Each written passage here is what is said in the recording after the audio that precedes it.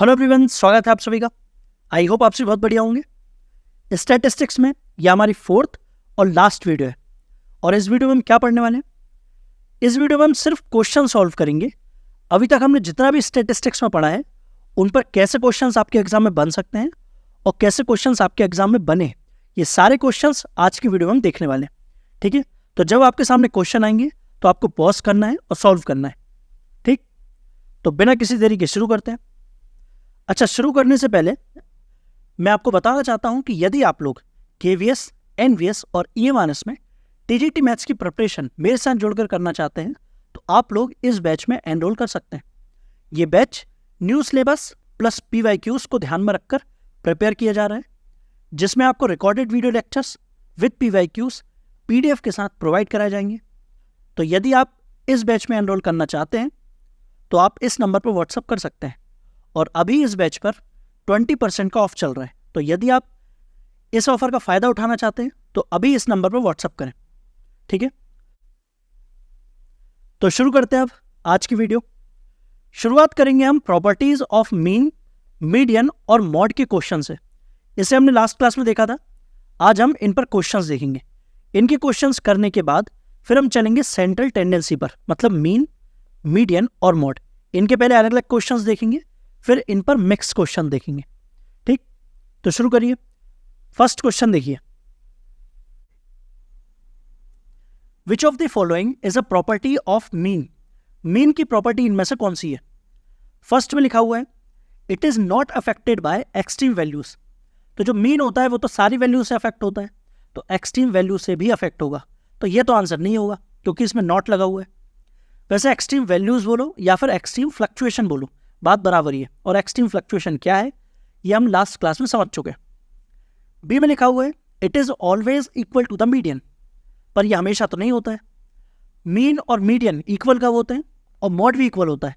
ये कब होता है, ये होता है सिमेट्रिक डिस्ट्रीब्यूशन में। ये हमेशा नहीं होता है, तो ये भी आंसर नहीं होगा। सी में लिखा हुआ है it is sensitive to outliners. Outliners मतलब ये एक्सट्रीम फ्लक्चुएशन की ही बात कर रहे हैं और एक्सट्रीम फ्लक्चुएशन से मीन अफेक्ट होता है। तो यहाँ पर सेंसिटिव लिखा हुआ है, it is sensitive to outliners, तो यही हो जाएगा हमारा आंसर, ऑप्शन नंबर सी। ठीक, सेकंड को देखिए, इसमें हमें मीडियन की प्रॉपर्टी बताना है। तो फर्स्ट में क्या लिखा हुआ है it is not affected by extreme values. तो मीडियन जो होता है वो एक्सट्रीम वैल्यू से अफेक्ट नहीं होता है, यही लिखा हुआ है। आंसर हो जाएगा ऑप्शन नंबर ए। ना तो मीडियन अफेक्ट होता है ना ही मॉड अफेक्ट होता है, सिर्फ मीन अफेक्ट होता है। ठीक, थर्ड में हमें मॉड की प्रॉपर्टीज बताना है। तो फर्स्ट में लिखा हुआ है it is affected by extreme values, पर मॉड तो अफेक्ट नहीं होता है, तो ये तो आंसर नहीं होगा। बी में लिखा हुआ है it can have multiple values. Mod की मल्टीपल वैल्यूज हो सकती हैं, क्या ये सही है। तो हाँ, बिल्कुल सही है, क्योंकि मॉड की एक वैल्यू भी हो सकती है, मॉड की दो वैल्यूज भी आ सकती हैं, और मॉड की दो से ज्यादा वैल्यूज भी आ सकती है, और मॉड की एक भी वैल्यू ना आए, ऐसा भी हो सकता है। तो आंसर क्या जाएगा, ऑप्शन नंबर बी। ये प्रॉपर्टीज हम लास्ट क्लास में पढ़ चुके हैं, तो आपको रिवाइज करना है, फिर ये क्वेश्चंस लगाना है। ठीक, जैसे इसमें हमसे बोला है which measure of central tendency is most appropriate for skewed data. Skewed data के लिए कौन सी सेंट्रल टेंडेंसी सबसे अप्रोप्रिएट है। तो क्या आंसर आएगा, आंसर आएगा मीडियन। मैंने आपको बताया था कि यदि सिर्फ इतना लिखा हो, कितना, कि सेंट्रल टेंडेंसी को सबसे सही तरीके से मेजर कौन कर सकता है, सबसे अप्रोप्रिएट कौन है, मीन, मीडियन या मॉड, तब आप आंसर लगाएंगे मीन। लेकिन यदि लिख दिया है स्क्यूड डेटा के लिए कौन सी सेंट्रल टेंडेंसी सबसे अप्रोप्रिएट है, तब आप आंसर लगाएंगे मीडियन। और यदि स्क्यूड डेटा को हटाकर कैटेगोरिकल डेटा लिख दिया है, तब आप आंसर क्या लगाएंगे। तो कैटेगोरिकल डेटा के लिए सबसे अप्रोप्रिएट सेंट्रल टेंडेंसी कौन सी है, तो वो है मॉड, ऑप्शन नंबर सी। इसमें बोला है कि मीन, मीडियन और मॉड ये तीनों इक्वल कब होते हैं, जब सिमेट्रिक डिस्ट्रीब्यूशन हो। कौन सा option, option number B, symmetric distribution में, सममित वितरण, हिंदी में क्या बोलते हैं, सममित वितरण।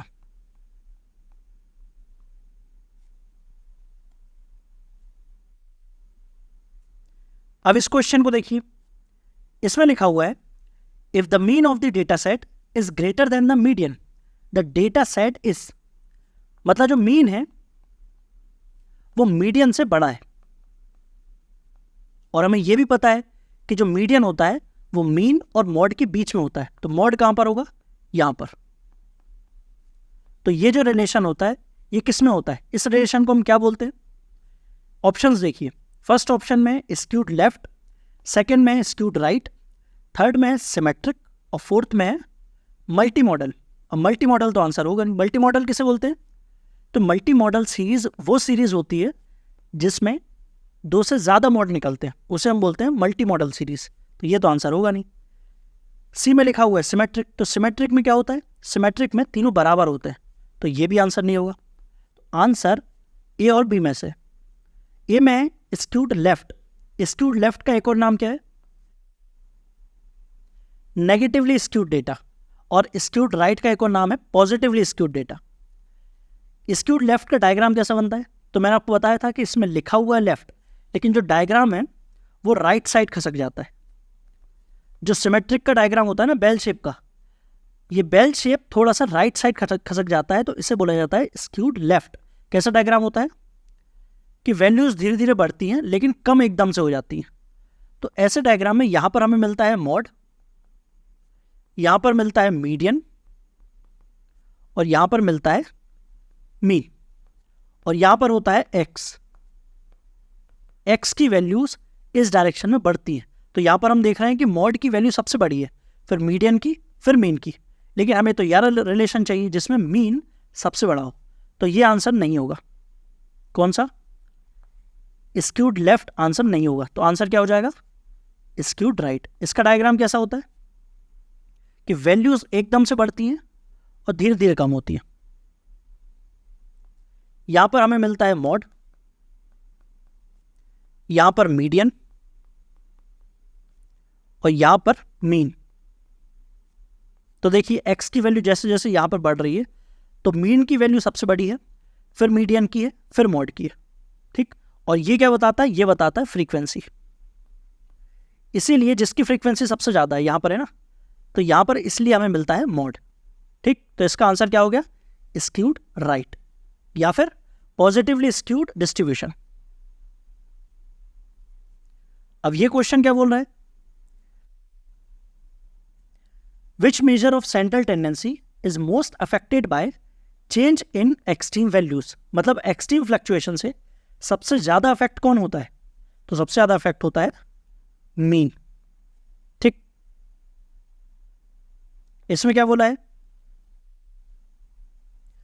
इनमें से कौन सी सेंट्रल टेंडेंसी है जो मोस्ट अप्रोप्रिएट है large number of repeated data के लिए? यदि ऐसी सीरीज है जिसमें डेटा बार बार रिपीट हो रहा है तो कौन सी सेंट्रल टेंडेंसी को निकालना सबसे सही रहेगा? सबसे अप्रोप्रिएट कौन होगा? तो वो होगा मॉड।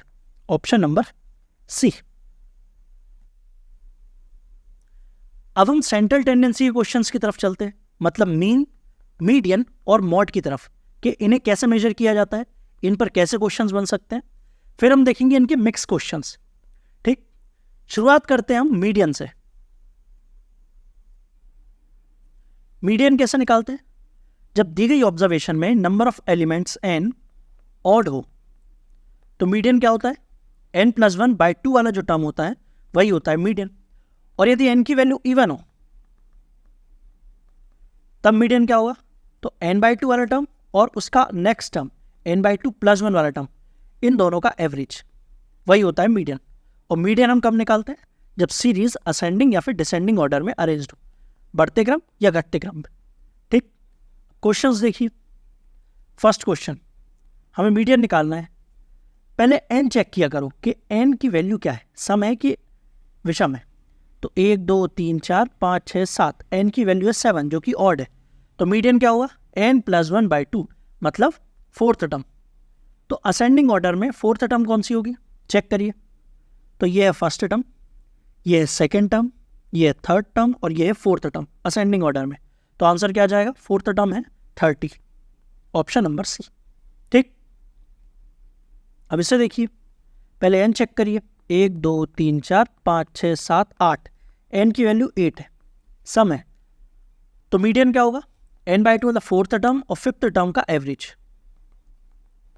तो फोर्थ टर्म फिफ्थ टर्म देखिए असेंडिंग ऑर्डर में। तो फर्स्ट टर्म है ये 12.3, फिर सेकेंड टर्म, इसके बाद थर्ड, और ये है फोर्थ टर्म, और ये है फिफ्थ टर्म। फोर्थ टर्म क्या है 116.6 और फिफ्थ टर्म है 118.7। मतलब जो हमारा मीडियन होगा वो इन दोनों के बीच में होगा। अब ऑप्शंस देखिए, ऑप्शन ए में लिखा हुआ है 116.6, पर ये तो आंसर नहीं हो सकता है क्योंकि इनके बीच की संख्या है मीडियन, तो ये आंसर नहीं होगा। और ना ही ये संख्या होगी 118.7 जो कि ऑप्शन डी में दी हुई है, तो ये भी आंसर नहीं होगा। सी ऑप्शन क्या है 127.80, ये इन दोनों के बीच में नहीं है, तो ये भी आंसर नहीं होगा। तो आंसर क्या हो गया ऑप्शन नंबर बी। इनका जब हम एवरेज निकालेंगे तो यही आएगा। ठीक, तो ऑप्शन से बिना निकाले आंसर आ गया। तो आप ऑप्शन भी देख लिया करो एक बार और समझ आ गया कैसे सॉल्व करना है। पहले एन की वैल्यू देख लेना, फिर वहीं की वहीं असेंडिंग ऑर्डर में जमाते जाना, और जिस वैल्यू से हमें मीडियन मिलने वाला है वो वैल्यू देखते जाना। ठीक, अब इसे देखिए, एन की वैल्यू क्या है 1 2 3 4 5 6 7 8 9 10, एन की वैल्यू है 10। तो मीडियन क्या होगा फिफ्थ टर्म और सिक्स्थ टर्म का एवरेज। तो फिफ्थ टर्म क्या है असेंडिंग ऑर्डर में जमाइए, तो नेगेटिव से स्टार्ट होगा। सबसे छोटी संख्या है -3, तो 1 2 सॉरी एक ही वाली फर्स्ट सेकेंड थर्ड, उसके बाद ये फोर्थ है। और फिफ्थ टर्म क्या है फिफ्थ टर्म है 1। हमें फिफ्थ टर्म और सिक्स्थ टर्म चाहिए। सिक्स्थ टर्म क्या होगी तो वो है 4। इनका एवरेज तो 2.5, ऑप्शन नंबर बी। ठीक, अब इससे देखिए, इसमें 2 का टेबल है जो कि 100 तक जा रहा है, हमें मीडियन निकालना है। तो n की वैल्यू क्या होगी 2 का टेबल 100 तक जा रहा है, तो n की वैल्यू होगी 50। तो मीडियन क्या होगा तो मीडियन होगा 25th टर्म और 26th टर्म का एवरेज। तो 25th टर्म क्या होगी जब 2 का टेबल है, तो 25th टर्म है 50 और 26th टर्म है 52। इनका एवरेज क्या होगा तो इनकी बीच की संख्या होगी 51, ऑप्शन नंबर डी। ठीक, अब इससे देखिए, इसमें हमसे बोला है कि ये जो सीरीज है ये आरोही क्रम में व्यवस्थित है और इसका मीडियन 2.5 है, तो हमें x की वैल्यू निकालना है। तो n की वैल्यू क्या है यहाँ पर 1 2 3 4 5 6 7 8 9 10 11 12, n की वैल्यू है 12। मतलब सिक्स्थ टर्म और सेवन्थ टर्म का एवरेज निकालना है हमें। तो सिक्स्थ टर्म क्या है 1 2 3 4 5 6, सिक्स्थ टर्म ये है, सेवन्थ टर्म ये है, इन दोनों का एवरेज आ रहा है 2.5। तो x की वैल्यू क्या हो जाएगी x की वैल्यू हो जाएगी 3, option number B. Similar question ये भी है, इसमें भी हमसे बोला है कि ये दी गई सीरीज में मीडियन है 11, हमें k की वैल्यू निकालना है। बस यहाँ पर सीरीज अरेंज्ड नहीं है तो इसे अरेंज करना है। पहले n की वैल्यू निकालिए 1 2 3 4 5 6 7 8 9 10, n की वैल्यू है 10। मतलब फिफ्थ टर्म और सिक्स्थ टर्म का एवरेज। तो अरेंज करिए, फिफ्थ और सिक्स्थ टर्म निकालना है। तो 1 फिर 2 3 4 और ये है फिफ्थ टर्म। फिफ्थ टर्म क्या है 10 और सिक्स्थ टर्म क्या होगी तो सिक्स्थ टर्म इससे होना पड़ेगा, तभी तो हम k की वैल्यू निकालेंगे। वैसे भी सिक्स्थ टर्म यही है k + 6 डिवाइड बाई 2, मीडियन आ रहा है 11, मतलब इसका सम आ रहा है 22। तो k की वैल्यू क्या हो जाएगी k की वैल्यू हो जाएगी 6, ऑप्शन नंबर बी।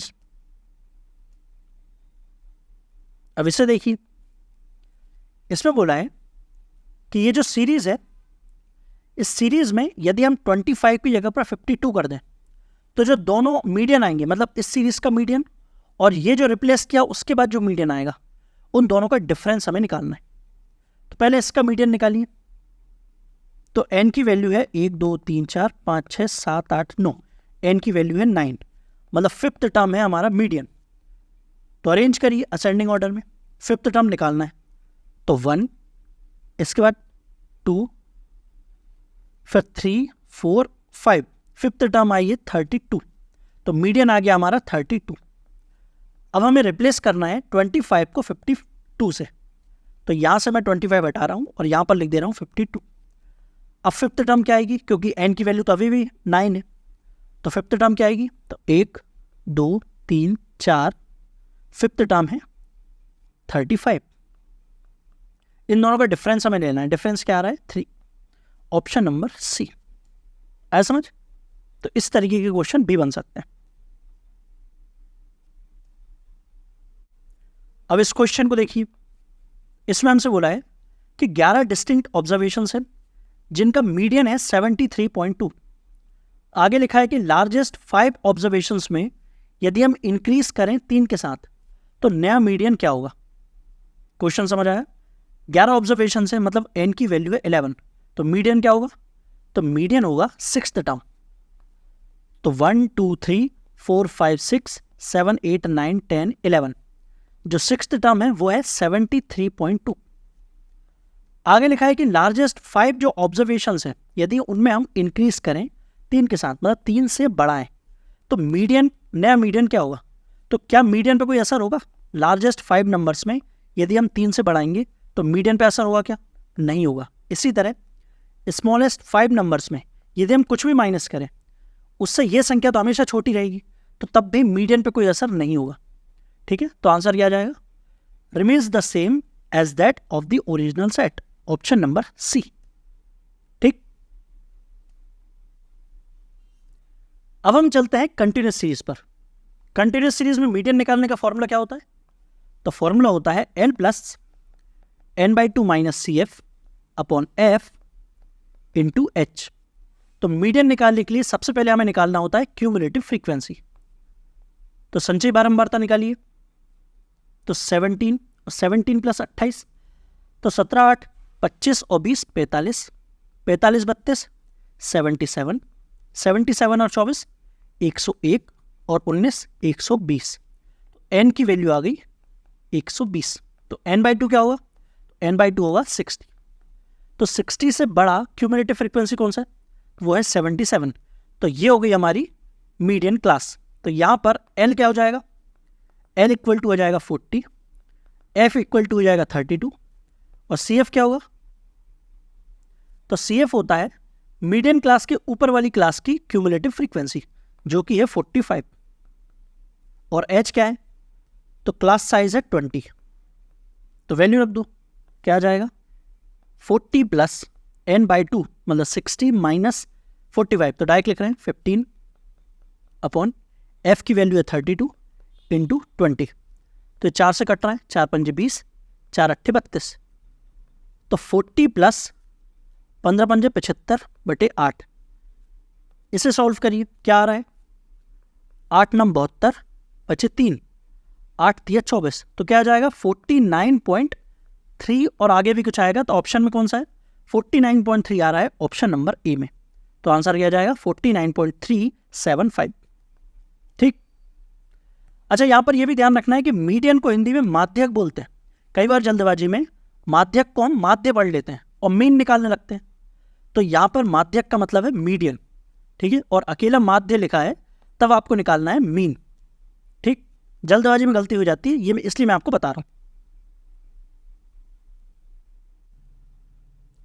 अब इस क्वेश्चन को सॉल्व करूं, मीडियन निकालना है तो पहले हमें निकालना होगा क्यूमुलेटिव फ्रीक्वेंसी। क्या जाएगा? 20, फिर 130 और 260 और 80, 340 और 60, 400। तो n की वैल्यू आ गई 400। तो n/2 क्या जाएगा? 200। 200 से बड़ा क्यूमुलेटिव फ्रीक्वेंसी कौन सा है? वो है 260 ये। तो ये हो गई हमारी मीडियन क्लास। तो फॉर्मूले में वैल्यू रखिए। तो L प्लस L की वैल्यू है 180, 180 प्लस n/2 माइनस CF, और CF क्या है? वो है 130 अपॉन F, F क्या है? वो है 130 इंटू H, H की वैल्यू है 10। तो 0 से 0 गया, तो 180 प्लस 70 अपॉन 13। इसे सॉल्व करिए तो 13 पंजे 65 होता है, मतलब 185 पॉइंट कुछ कुछ आएगा। तो 185 पॉइंट ऑप्शन नंबर बी में। तो आंसर आ गया 185.4। ठीक, सिमिलर क्वेश्चन ये भी है, तो इसे आप सॉल्व कर लेना। इसमें भी हमें मीडियन निकालना है। अब इस क्वेश्चन को देखिए, इस टाइप के क्वेश्चंस भी आ जाते हैं जिसमें आपको डेटा क्लास इंटरवल में ना देकर इस तरीके से दिया होता है। क्वेश्चन में हमसे बोला है कि एक सर्वे किया गया है क्लास 10th का। तो क्लास 10th की जो गर्ल्स हैं उनकी हाइट सेंटीमीटर में कुछ इस तरीके से कि लेस देन 140 सेंटीमीटर, मतलब 140 से कम सेंटीमीटर हाइट वाली जो लड़कियां हैं वो है 4, 145 सेंटीमीटर से कम हाइट वाली वो है 11, 150 सेंटीमीटर से कम हाइट वाली वो है 29। इस तरीके से डेटा दिया गया है। अब आप मुझे बताइए कि 140 सेंटीमीटर से कम हाइट वाली लड़कियां कितनी हैं? टोटल है 4।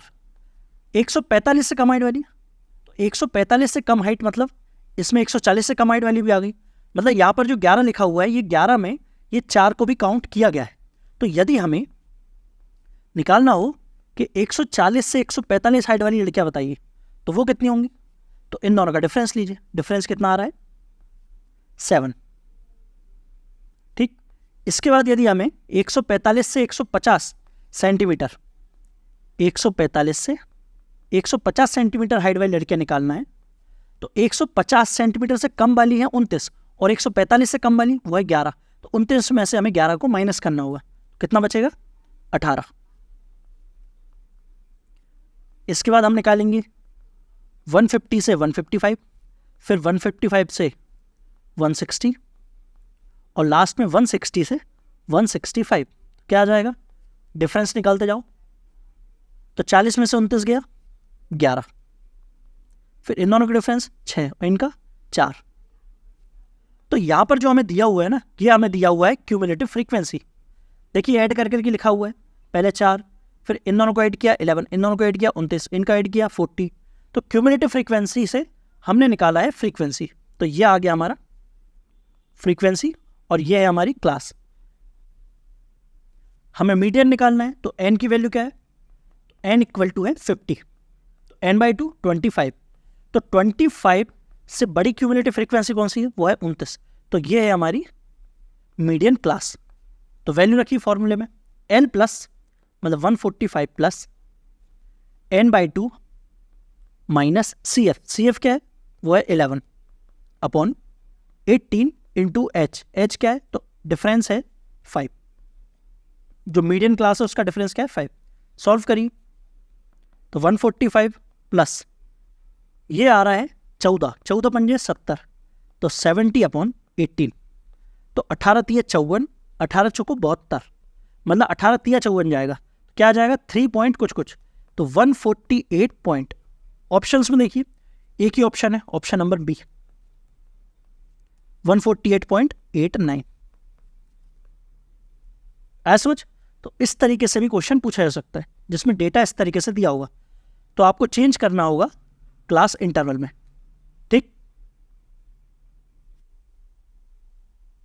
अब इसे देखिए, इसमें बोला है कि किन्हीं आंकड़ों का माध्यक 25 है, यदि हर प्रेक्षण में 3 बढ़ा दिया जाए तो नया माध्यक क्या होगा? क्वेश्चन समझ आया? क्वेश्चन में बोला है कि एक सीरीज है जिसका मीडियन है 25, यदि इस सीरीज के सारे ऑब्जर्वेशंस में हम +3 कर दें तो नया मीडियन क्या होगा? तो ये मैंने आपको बताया था कि किसी भी सीरीज में यदि हम सारे ऑब्जर्वेशन में कुछ प्लस करें, कुछ माइनस करें, या फिर कुछ मल्टीप्लाई करें, कुछ डिवाइड करें, तो जो एक्शन हम सारे ऑब्जर्वेशंस में करते हैं वही सेम एक्शन हमें मीन में, मीडियन में और मॉड में भी करना होता है। और जब हम प्लस और माइनस करते हैं तो इसका मतलब हम क्या कर रहे होते हैं? हम कर रहे होते हैं change of origin, change of origin. और जब हम मल्टीप्लाई और डिवाइड करते हैं तब हम चेंज ऑफ स्केल कर रहे होते हैं। ठीक, तो क्वेश्चन में हमसे बोला है कि सारे प्रेक्षणों में 3 ऐड किया है, तो मीडियन में भी 3 ऐड करेंगे तो क्या आ जाएगा? 28। Option number 2। आया समझ? और ये सेम क्वेश्चन अलग अलग एग्जाम में ऑप्शन सहित रिपीट हुआ है।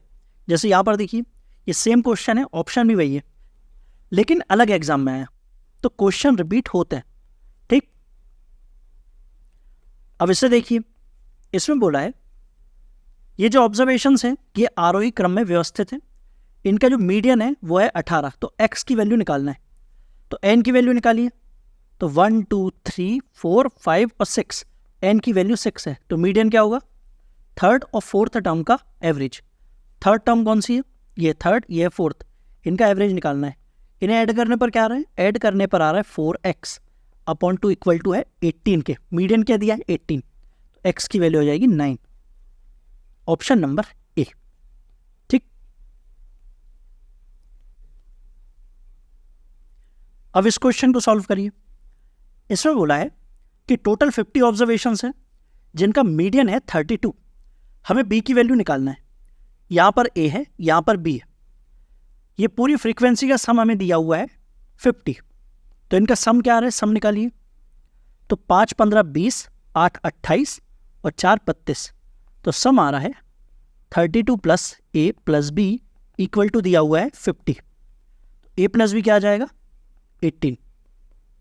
ठीक, हमसे बोला है कि मीडियन है 32, तो मीडियन क्लास क्या होगी, तो मीडियन जब 32 है तो मीडियन क्लास होगी 30 to 40, क्योंकि मीडियन की वैल्यू मीडियन क्लास में से ही आती है, तो मीडियन क्लास ये हो गई फ्रीक्वेंसी। अब हमें चाहिए क्यूमुलेटिव फ्रीक्वेंसी, तो CF निकालिए। तो 5 13 13 प्लस a, बस यहीं तक निकालना है, इसी की जरूरत पड़ेगी। क्यूमुलेटिव फ्रीक्वेंसी क्या होती है, फॉर्मूले में मीडियन क्लास के पहले वाली क्लास की क्यूमुलेटिव फ्रीक्वेंसी, तो फॉर्मूले में इसी की जरूरत पड़ेगी। तो फॉर्मूला क्या है, n प्लस मतलब 30 प्लस n/2, तो n की वैल्यू 50 दी है, तो n/2 मतलब 25 माइनस CF, और CF है 13 प्लस a अपॉन f की वैल्यू है 15 इंटू h है 10, और इसकी वैल्यू दी हुई है 32। सॉल्व करिए, तो 30 उस साइड जाएगा, 2 बन जाएगा, और यहाँ पर 12 माइनस a अपॉन ये 5 दिया 15, 5 दूनी 10, तो नीचे 3 ऊपर 2 इक्वल टू बचेगा 2, तो 2 से 2 गया। अब 3 उस साइड जाएगा, तो 12 माइनस a इक्वल टू 3, तो यहाँ से a की वैल्यू आ गई 9, तो a की वैल्यू 9 है, तो यहाँ से b की वैल्यू क्या आ जाएगी, तो b की वैल्यू भी आ जाएगी 9। हमें b की वैल्यू निकालना था, ऑप्शन नंबर डी। ठीक, अच्छा यहाँ पर a और b की वैल्यू तो सेम आ गई है, तो यदि आप जल्दबाजी में a आंसर लगा के भी टिक लगाते तो भी आंसर सही होता, लेकिन यदि यहाँ पर इन दोनों की वैल्यू अलग लगाती तब आपका आंसर गलत हो सकता था। इसीलिए आपको क्वेश्चन अच्छे से पढ़ना है कि वैल्यू किसकी निकालना है, ए की कि बी की। यहाँ पर बी की वैल्यू निकालना था, जिसका आंसर 9 है। ठीक, अच्छा ऐसा सिमिलर क्वेश्चन मैंने आपको सॉल्व कराया था जब हमने मीडियन पढ़ा था।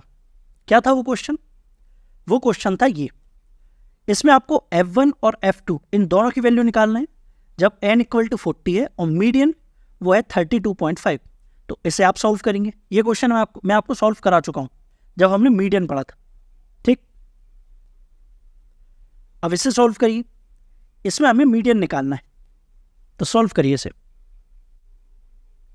पहले क्यूमुलेटिव फ्रीक्वेंसी निकालिए, क्या आ जाएगा 5 13 23 35 42 और 50, तो n की वैल्यू है 50, तो n/2 क्या आ जाएगा 25, तो 25 या उससे बड़ी क्यूमुलेटिव फ्रीक्वेंसी कौन सी है, वो है 35, तो मीडियन क्लास हो जाएगी ये, तो ये हो गई हमारी मीडियन क्लास। तो फॉर्मूले में वैल्यू रखिए n प्लस n/2 जो कि है 25 माइनस CF है 23, तो डायरेक्ट लिखते हैं, यहाँ पर आ जाएगा 2 अपॉन f की वैल्यू है 12 इंटू h की वैल्यू है 20, तो 4 पंजे 20, 4 तिया 12, तो ये आ रहा है 60 प्लस 10 अपॉन 3। इसे सॉल्व करने पर क्या आ रहा है 3.333, तो फाइनल आंसर आ जाएगा 63.33। कौन सा ऑप्शन है, ऑप्शन नंबर 4। ठीक, ये सिमिलर क्वेश्चन है, इसमें भी आपको मीडियन निकालना है, तो इसे आप सॉल्व कर लेना। अब इसे सॉल्व करिए, इसमें बोला है कि पहले 8 प्राइम नंबर्स का मीडियन क्या होगा, तो पहले 8 प्राइम नंबर्स मतलब n की वैल्यू है 8, तो मीडियन कैसे निकलेगा, मीडियन निकलेगा 4th टर्म और 5th टर्म के एवरेज से। तो 4th प्राइम नंबर और 5th प्राइम नंबर कौन कौन से, तो प्राइम नंबर लिखिए, हमें 4th और 5th प्राइम नंबर चाहिए। तो पहला है 2, फिर 3, फिर 5, फिर 7 और फिर 11, ये है 4th, ये है 5th। इनका एवरेज क्या आ रहा है, मतलब इनके बीच की संख्या क्या आ रही है, वो आ रही है 9, ऑप्शन नंबर बी। ठीक, तो आंसर आ गया 9। अब इस क्वेश्चन को देखो, इसमें लिखा है कि 9 डिस्टिंक्ट ऑब्जर्वेशंस का जो मीडियन है वो है 20.5।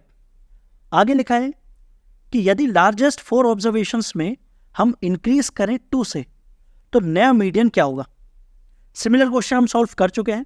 यहाँ पर n की वैल्यू है 9, तो मीडियन क्या होगा, तो मीडियन होगा 5th टर्म जो कि है 20.5। इसके बाद 4 टर्म्स है और इसके पहले 4 टर्म्स है। हमसे बोला है कि जो लार्जेस्ट 4 टर्म्स है उसमें इंक्रीज करना है 2 के साथ, तो नया मीडियन क्या होगा। तो क्या मीडियन पे कोई असर होगा, लार्जेस्ट 4 नंबर्स पे कुछ भी ऐड करो मीडियन पे कोई असर नहीं होगा। तो आंसर क्या आ जाएगा, माध्यक समान रहेगा, मतलब ऑप्शन नंबर 4 सेम रहेगा। ठीक,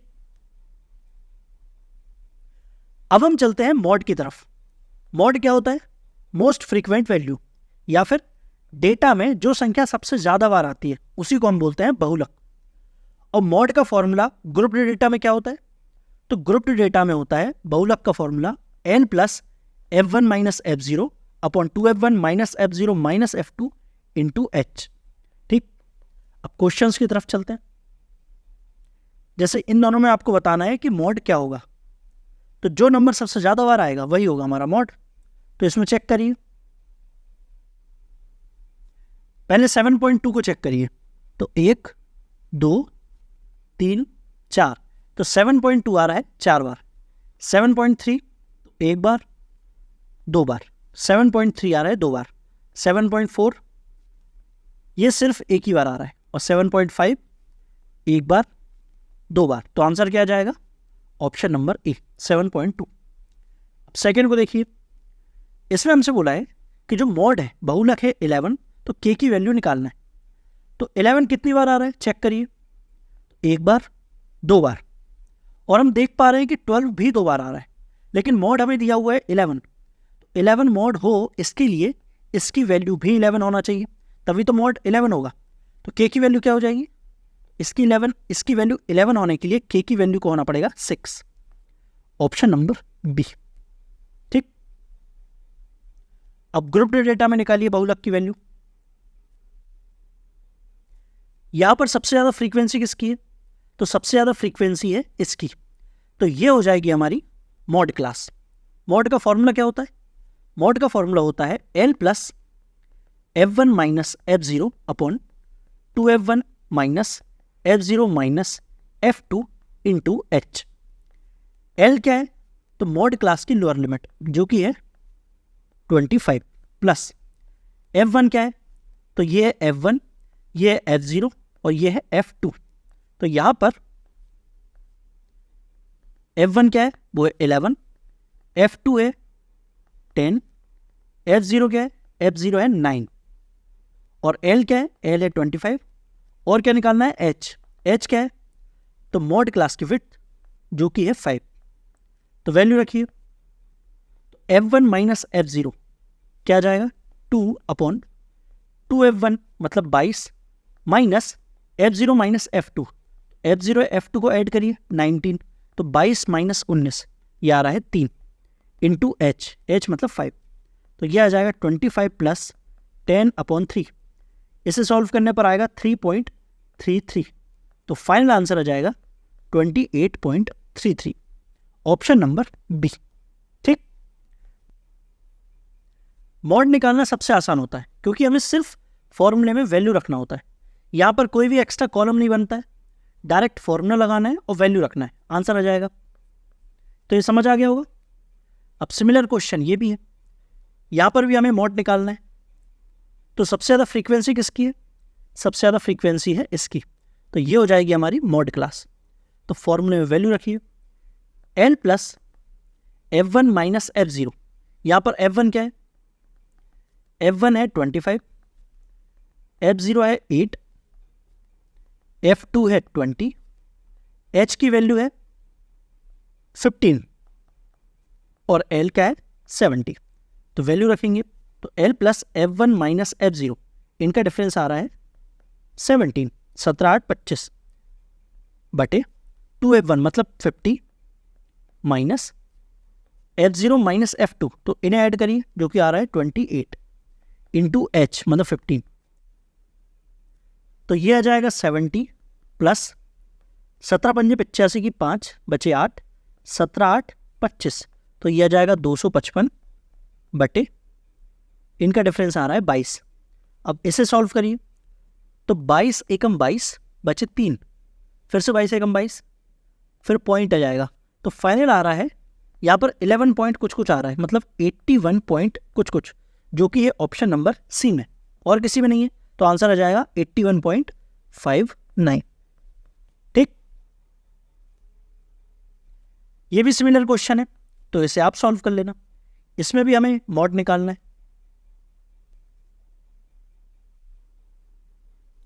अब ये क्वेश्चन, इसमें भी हमें मॉड निकालना है।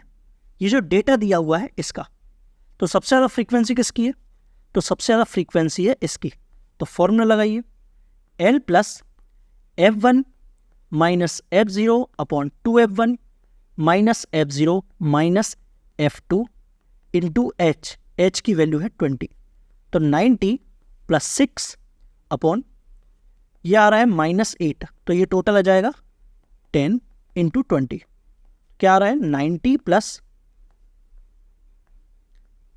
Plus 12 102, option number second. ठीक,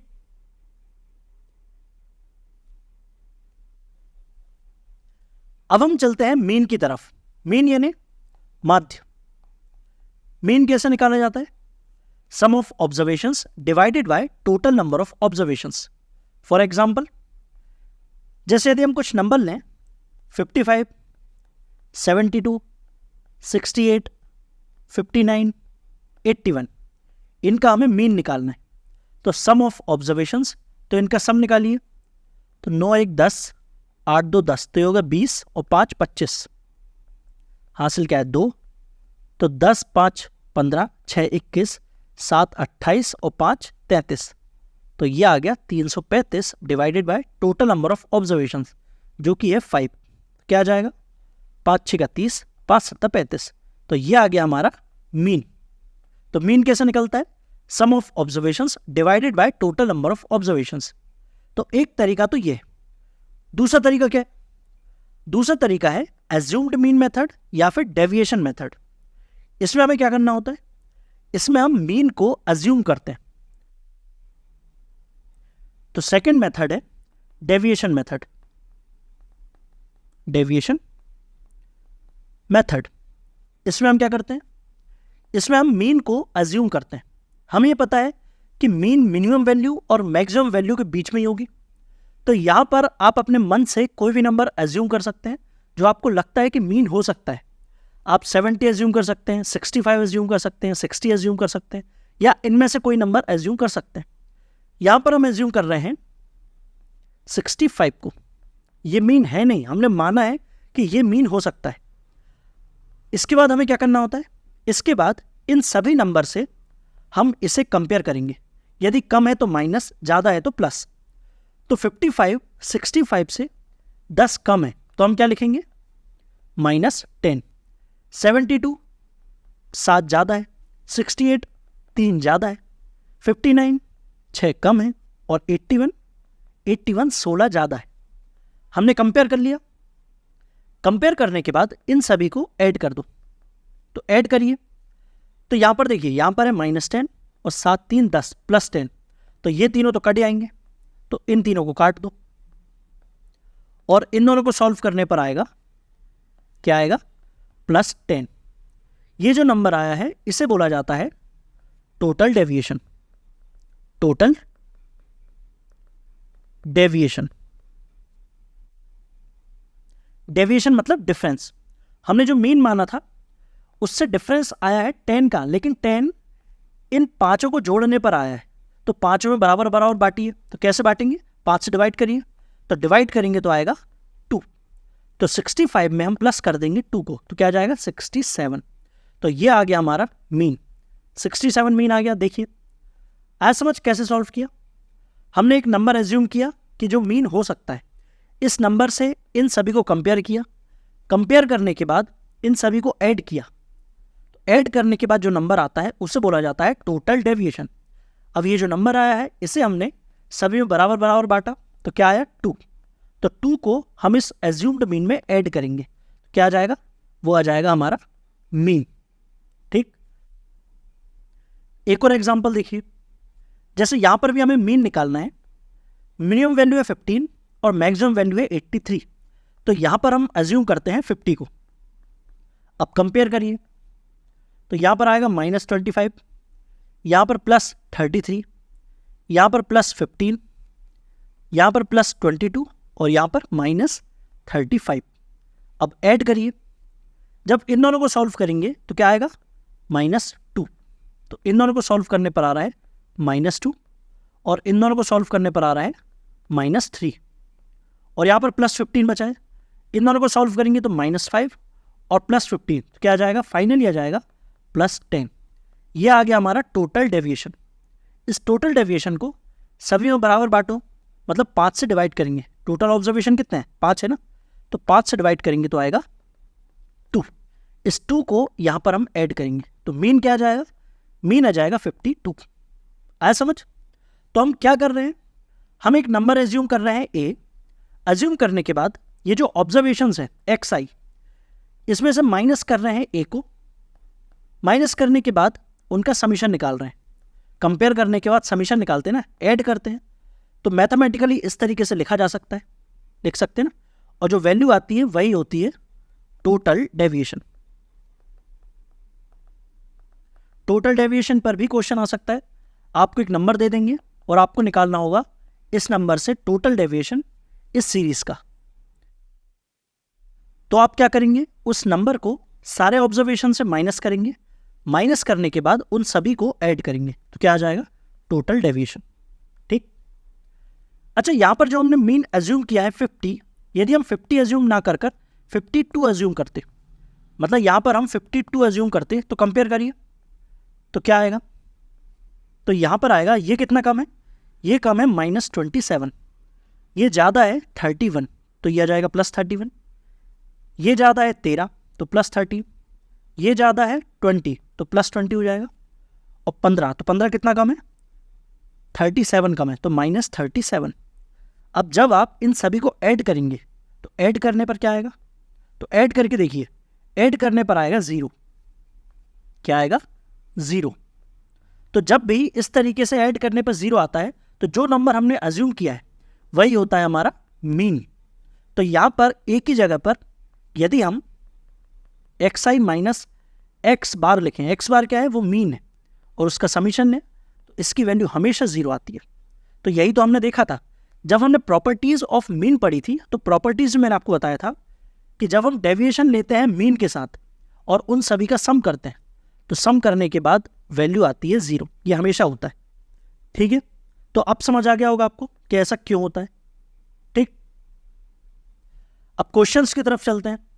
फर्स्ट क्वेश्चन देखिए, इसमें हमसे बोला है कि ये जो सीरीज दी हुई है, इस सीरीज का डेविएशन लेना है मीन के साथ और डेविएशन लेने के बाद अलजेब्रिक सम निकालना है। तो मीन के साथ डेविएशन ले रहे हैं तो इसकी वैल्यू क्या आती है, इसकी वैल्यू हमेशा आती है 0। डेविएशन को हिंदी में बोला जाता है विचलन। विचलनों का हमें निकालना है योगफल, तो योगफल क्या आता है, 0। Summation of xi minus x बार, इसकी वैल्यू हमेशा होती है 0। ठीक, सिमिलर क्वेश्चन ये भी है, इसमें भी हमसे बोला है कि n वैल्यूज हैं, आपको डेविएशन लेना है मीन के साथ और उनका सम निकालना है। क्या आएगा, आंसर आएगा 0। ठीक, summation of x minus x बार, इसकी वैल्यू हमेशा होती है 0। अब इसे सॉल्व करिए। इसमें हमसे बोला है कि 5 स्टूडेंट्स हैं जिनको अंक मिले हैं कुछ इस तरीके से। बाद में प्रत्येक विद्यार्थी को 5 अंक ग्रेस के रूप में दिए जाते हैं। तो अंकों में जो संशोधन हुआ है उसके बाद औसत क्या होगा, यह हमें निकालना है। कैसे सॉल्व करेंगे, पहले इसका हम निकाल लेते हैं मीन और उसमें हम ऐड कर देंगे 5 को, क्योंकि 5 इन सभी में ऐड हो रहा है। तो मैंने आपको बताया था कि जो काम सीरीज में होता है वही हमें मीन में भी करना होता है, मीडियन में भी करना होता है और मॉड में भी करना होता है। तो इसका मीन निकालिए। तो मीन हम एज्यूम करते हैं 25। तो कंपेयर करिए, -4, 2, -6, 1 और 7। तो 6, 4, 10, 7 और 1 8 और 2 10। यहाँ पर ऐड करने पर आ रहा है 0, मतलब यही हो जाएगा हमारा मीन। इसी में ऐड कर देंगे 5 को, फाइनल आंसर आ जाएगा 30, ऑप्शन नंबर सी। ठीक, अब इसे देखिए, इसमें बोला है कि एक सीरीज है जिसका माध्य मीन है 1। अब यहां पर देखिए सीरीज के सारे एलिमेंट्स को डिवाइड किया गया है k से, तो इसका मीन क्या होगा? तो जो काम सीरीज के साथ होता है वही काम मीन के साथ भी होगा। तो सभी सीरीज को k से डिवाइड किया है तो मीन को भी हम डिवाइड कर देंगे k से, तो 1/k हो जाएगा इसका मीन। कौन सा ऑप्शन? Option number A. ठीक है, अब हम देखते हैं मीन डेविएशन या फिर औसत विचलन क्या होता है। अभी तक हमने क्या देखा है कि जब हम मीन के साथ डेविएशन लेते हैं और उनका जब हम सम करते हैं तो इसकी वैल्यू आती है 0। लेकिन यदि हम मीन के साथ डेविएशन लें और उसका यदि हम मॉड ले लें और फिर सम करें और इसे हम डिवाइड कर दें नंबर ऑफ एलिमेंट से, तो इसी को बोला जाता है मीन डेविएशन। एग्जाम्पल से समझिए, जैसे यहां पर कुछ नंबर लिखे हुए हैं 56, 57, 59, 68 और 75। पहले इसका मीन निकालिए। मीन क्या आएगा? तो डेविएशन मेथड से मीन निकालते हैं, तो हमने अज्यूम किया कि मीन आएगा 60, ये हमने अज्यूम किया है। अब कंपेयर करिए, तो यहां पर -4, -3, -1, 8 और यहां पर 15।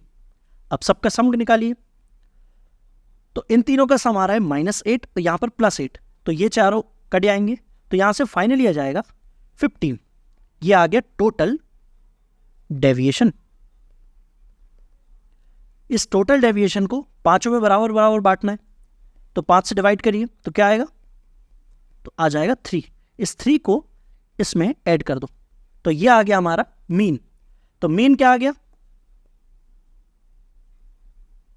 मीन आ गया है 63। हमें निकालना है मीन डेविएशन। इसका फॉर्मूला क्या होता है? Summation of x minus x bar का मॉड अपॉन n। n क्या है? Number of observations. तो वैल्यू निकालिए। यहां पर आपको डिफरेंस लेना है इनके बीच में, तो 63 का डिफरेंस लेना है 56 से, तो यहां पर क्या आ रहा है, और सभी का सम करते जाते हैं डायरेक्ट, तो यहां पर आ जाएगा, इससे डिफरेंस आ रहा है 7 प्लस यहां से डिफरेंस आ रहा है 6, यहां से आ रहा है 4 प्लस यहां से आ रहा है 5 प्लस यहां से आ रहा है 12 डिवाइडेड बाय n। n क्या है? 5। सम निकालिए, तो 6 4 10 7 17, 5 22, 2 24 और 1 10 34, तो 34/5। तो यहां से मीन डेविएशन आ गया 6.8। तो मीन डेविएशन क्या आ गया? 6.8 इस फॉर्मूले के थ्रू। अच्छा, मीन डेविएशन बताता क्या है? तो मीन डेविएशन ये बताता है कि मीन के सापेक्ष, मतलब मीन के रिस्पेक्ट में ये जो सीरीज है वो कितनी फैली हुई है। तो यहां पर मीन डेविएशन की वैल्यू कम आई है, 6.8 है, इसे छोटी वैल्यू माना जाता है।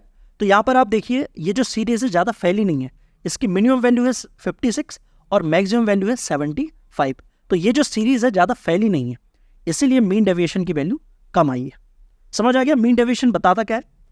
और इसका फॉर्मूला क्या होता है? Summation of xi minus x bar का मॉड अपॉन n। ठीक। अच्छा, यहां पर यदि हम xi माइनस एक्स बार इसका स्क्वायर कर दें, यदि हम इसका स्क्वायर कर दें और डिवाइड करें n से, तो उसे हम क्या बोलेंगे? जैसे यहां पर हम ये जो डिफरेंस निकाल रहे थे ना, डिफरेंस का यदि हम स्क्वायर करते और उसका सम निकालते और फिर उसे डिवाइड करते n से, तो ये किसका फॉर्मूला बन जाता? तो ये फॉर्मूला बन जाता वेरिएंस का या फिर प्रसरण का, या फिर बोला जाता है विसरण। इसका फॉर्मूला होता है summation of xi minus x bar का होल स्क्वायर अपॉन n। ठीक। अब स्टैंडर्ड डेविएशन क्या होता है या फिर मानक विचलन? तो स्टैंडर्ड डेविएशन इक्वल टू होता है स्क्वायर रूट ऑफ वेरिएंस, और वेरिएंस का फॉर्मूला क्या देखा हमने? Summation of xi minus x bar का होल स्क्वायर अपॉन n। इसका हमें लेना है स्क्वायर रूट, तो ये आ जाएगा हमारा स्टैंडर्ड डेविएशन। ठीक। फॉर्मूले पे आपसे क्वेश्चन पूछे जा सकते हैं, हालांकि डायरेक्ट इसके क्वेश्चंस आने के चांसेस कम है, क्योंकि ये जो टॉपिक है ये आपके डायरेक्ट सिलेबस में मेंशन नहीं है। सिलेबस में सिर्फ मीन, मीडियन और मॉड के बारे में लिखा हुआ है, पर क्या पता इनके फॉर्मूले पे क्वेश्चन आ जाए। इसीलिए मैंने आपको बता दिया कि मीन डेविएशन क्या होता है, वेरिएंस क्या होता है और स्टैंडर्ड डेविएशन क्या होता है। समझ आ गया? तो अब हम चलते हैं क्वेश्चंस की तरफ। तो अब क्वेश्चंस आएंगे एक एक करके, आपको पॉज करना है, सॉल्व करना है। फर्स्ट क्वेश्चन देखिए, इसमें तो आपको स्टैंडर्ड डेविएशन का फॉर्मूला बताना है जब n ऑब्जर्वेशंस दी हो जिनका मीन x बार हो। तो स्टैंडर्ड डेविएशन का फॉर्मूला क्या होता है, रूट के अंदर summation of xi minus x bar का होल स्क्वायर अपॉन n। कौन सा ऑप्शन? Option number C. ठीक। अच्छा, यहां पर ये जो सीरीज दी हुई है ये तो अनग्रुप्ड डेटा है। यदि ग्रुप्ड डेटा वाली सीरीज आ जाए, मतलब इस तरीके से दिया हो डेटा xi और fi, तो यहां पर x1, x2, x3 and so on, और यहां पर f1, f2, f3 and so on. और यदि आपसे बोला जाए कि इसका मीन x बार है, तब आप स्टैंडर्ड डेविएशन कैसे निकालेंगे? तो सबसे पहले तो आप मीन के साथ डेविएशन निकालेंगे इन सारे एलिमेंट्स का, x1, x2, x3 and so on का। तो क्या आएगा? तो यहां पर आएगा x1 माइनस x बार, x2 माइनस x बार, x3 माइनस x बार, और इन सब का आपको स्क्वायर भी लेना है। स्क्वायर लेने के बाद इन सभी में आपको मल्टीप्लाई करना है फ्रीक्वेंसीज का। तो यहां पर मल्टीप्लाई होगा f1 का, यहां पर f2 का, यहां पर f3 का एंड सो ऑन, और इन सब का आपको सम निकालना है। तो सम क्या आएगा? सम आएगा summation of fi into xi minus x bar का होल स्क्वायर अपॉन, अब नीचे क्या आएगा? तो नीचे आएगा सारी फ्रीक्वेंसी का सम, मतलब समीशन ऑफ fi। तो यहां पर आएगा समीशन ऑफ fi। तो ये फॉर्मूला हो गया स्टैंडर्ड डेविएशन का, लेकिन कब? जब डेटा इस तरीके से दिया हो, ग्रुप डेटा। ठीक। तो नेक्स्ट क्वेश्चन वही है, इसमें आपको बताना है जब n ऑब्जर्वेशंस हो जिनकी फ्रीक्वेंसी ये दी है और मीन x बार दिया है, तब स्टैंडर्ड डेविएशन क्या हुआ? तो किस ऑप्शन में फॉर्मूला दिया हुआ है? ऑप्शन नंबर बी को देखिए, summation of fi into xi minus x bar का whole square upon summation of fi। ये रूट के अंदर है, तो ऑप्शन नंबर बी हो गया इसका आंसर। ठीक। अब ये क्वेश्चन देखिए, इसमें हमसे बोला है कि 10 ऑब्जर्वेशंस है जिनका मीन है, माध्य है 20। आगे लिखा है कि x1 plus 4, x2 plus 8 and so on x10 plus 40, इसका मीन क्या होगा? ये हमें निकालना है। कैसे निकालेंगे? तो यहां पर क्या किया हुआ है कि x1 में 4 ऐड किया है, x2 में 8 ऐड किया है, x3 में 12 ऐड करेंगे, फिर 16 ऐड करेंगे, और 10th टर्म में 40 ऐड हुआ है। मतलब 4 का टेबल ऐड करते जा रहे हैं, तो इसका हमें मीन निकालना है। तो ये भी 10 एलिमेंट्स है, तो इन्हें भी सम करिए और डिवाइड कर दीजिए 10 से। तो जब हम इन्हें सम करेंगे तो सम करने पर एक तो ये आएगा x1 plus x2 plus x3 plus x4 up to x10। तो क्या क्या आने वाला है? x1 plus x2 up to x10 तक, प्लस इसके बाद आएगा 4 प्लस 8 प्लस 12 अप टू 40 तक। ये सारे 10 एलिमेंट्स हैं, है ना? 1 2 3 ऐसे 10 एलिमेंट्स हैं। तो इसे हम डिवाइड करेंगे 10 से। जब 10 से इसे डिवाइड किया जाएगा तो वो तो हमें दिया हुआ है 20, इसका मीन क्या आ रहा है? 20 आ रहा है ना। तो क्या आ जाएगा? 20 प्लस, अब इसे डिवाइड करिए, तो पहले सम निकालिए। सम क्या आएगा? तो n/2, टोटल 10 एलिमेंट्स है, तो 10/2 इंटू a प्लस l मतलब 44, और डिवाइडेड बाय 10, तो यहां से आ रहा है 22। तो मीन क्या आ जाएगा? 42। Option number C. ठीक। अब इस क्वेश्चन को देखिए, इसमें बोला है कि 120 प्रेक्षणों का जो माध्य है वो है 80। यदि प्रत्येक प्रेक्षण से 10 घटाया जाए और जो परिणाम आएगा उसे यदि 7 से डिवाइड किया जाए, तो जो नया समुच्चय, नई जो सीरीज बनेगी, उसका मीन क्या होगा? तो जब सीरीज के सारे एलिमेंट, सारे ऑब्जर्वेशंस में सेम एक्शन किया जाता है, तो वही एक्शन हम मीन में कर सकते हैं। मीन में भी कर सकते हैं, मीडियन में भी कर सकते हैं, और मॉड में भी कर सकते हैं। तो यहाँ पर मीन क्या है? मीन है 80। सारे ऑब्जर्वेशन में पहले 10 माइनस किया है, तो इसमें से भी हम 10 माइनस कर देंगे, तो क्या आ गया? 70। और उसके बाद जो परिणाम आया उसे हमने 7 से डिवाइड किया है सारे ऑब्जर्वेशंस में, तो इसे भी हम 7 से डिवाइड कर देंगे। क्या आ जाएगा? 10। Option number B. ठीक। आसान था ये। अब इसे सॉल्व करो। इसमें बोला है कि ये जो ऑब्जर्वेशंस हैं इनका मीन है 82, तो हमें इनका मीन निकालना है। टोटल कितने ऑब्जर्वेशंस हैं? 1 2 3 4 5। तो यहां से पहले हम x की वैल्यू निकालेंगे, फिर x की वैल्यू इसमें रखेंगे, फिर हम निकालेंगे मीन। तो जनरली सॉल्व कर सकते हैं ऐसे, तो ऐड करके, तो ऐड करिए।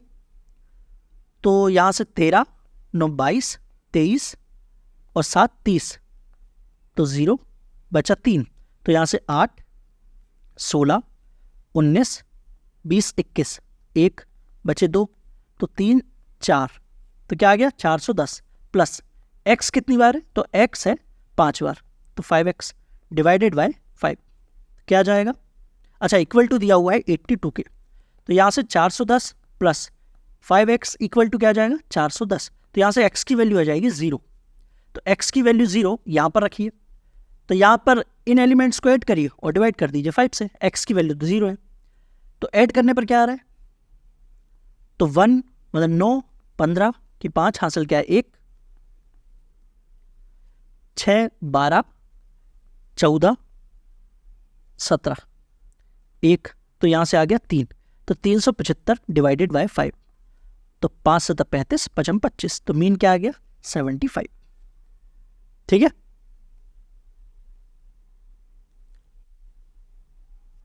अब इसे देखिए, इसमें आपको सिंपल मीन निकालना है, तो इसे आप सॉल्व कर लेना।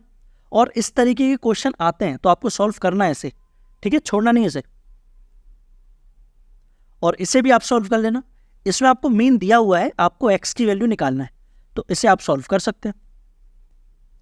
सिमिलर क्वेश्चन ये भी है, इसमें आपको k की वैल्यू निकालना है जब मीन दिया हुआ है 9। ठीक। अब इसे देखिए, इसमें हमसे बोला है कि ये जो प्रेक्षण है 5 प्रेक्षण, इनका मीन है 9, तो अंतिम 3 प्रेक्षणों का माध्य क्या होगा? तो पहले x की वैल्यू निकालिए। इनका सम क्या आ रहा है? तो सम आ रहा है 5x प्लस इनको ऐड करिए, तो ये आ रहा है 25 divided by total number of observation है 5 इक्वल टू दिया हुआ है 9, तो यहां से आ रहा है x प्लस 5 इक्वल टू 9, तो x की वैल्यू आ गई 4। x की वैल्यू 4 आ गई, तो लास्ट के 3 ऑब्जर्वेशन क्या हो जाएंगे? 9 12 और 13। ऐड करने पर क्या आ रहा है? 25 और 9 34 डिवाइडेड बाय 3। कौन सा ऑप्शन? Option number D. ठीक। अब हम कंटिन्यूस सीरीज में मीन निकालते हैं। इसमें हमसे बोला है कि 50 स्टूडेंट्स के गणित के अंक इस तरीके से दिए हुए हैं, मतलब फ्रीक्वेंसी का सम आएगा 50, हमें मीन निकालना है।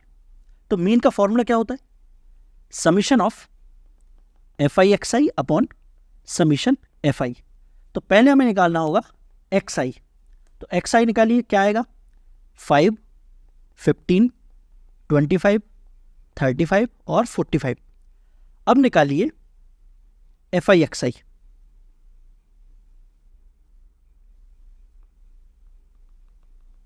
तो क्या आएगा? मल्टीप्लाई करिए, तो 10 यहां पर 165, 25 अट्ठे 200 बचे 20, 25 दूनी 50 और 20 70, 6 पंजे 30, 6 18 और 3 21, 45 दिया 135। अब ऐड करिए, सबको ऐड करिए, क्या आएगा? 5 और 5 10 की सुन हासिल क्या? 1, तो 4 5 6 11 और 1 12 की 2 हासिल क्या? 1, तो 2 4 5 और 7 12। यह आ गया समीशन ऑफ FI/XI। इसे डिवाइड करना है समीशन ऑफ FI से, जो कि दिया हुआ है 50, तो इसे डिवाइड करो 50 से, क्या आ रहा है?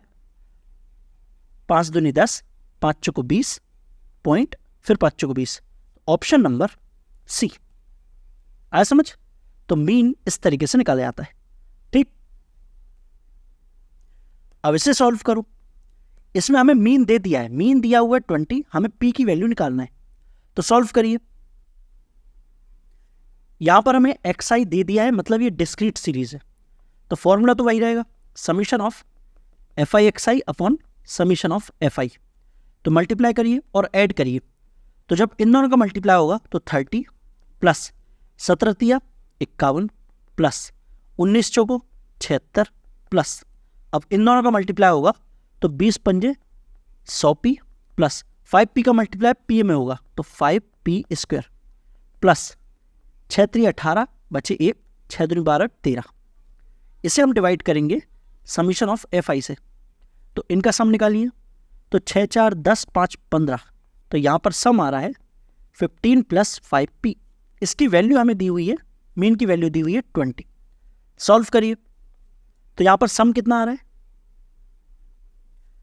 तो 51 और 30 81 और 76 कितना होगा 157 प्लस 138, तो 150 और 130 होगा 280 और 7 और 8 15, तो प्लस 15 करो तो यह आ गया 295 plus 100p plus 5p square.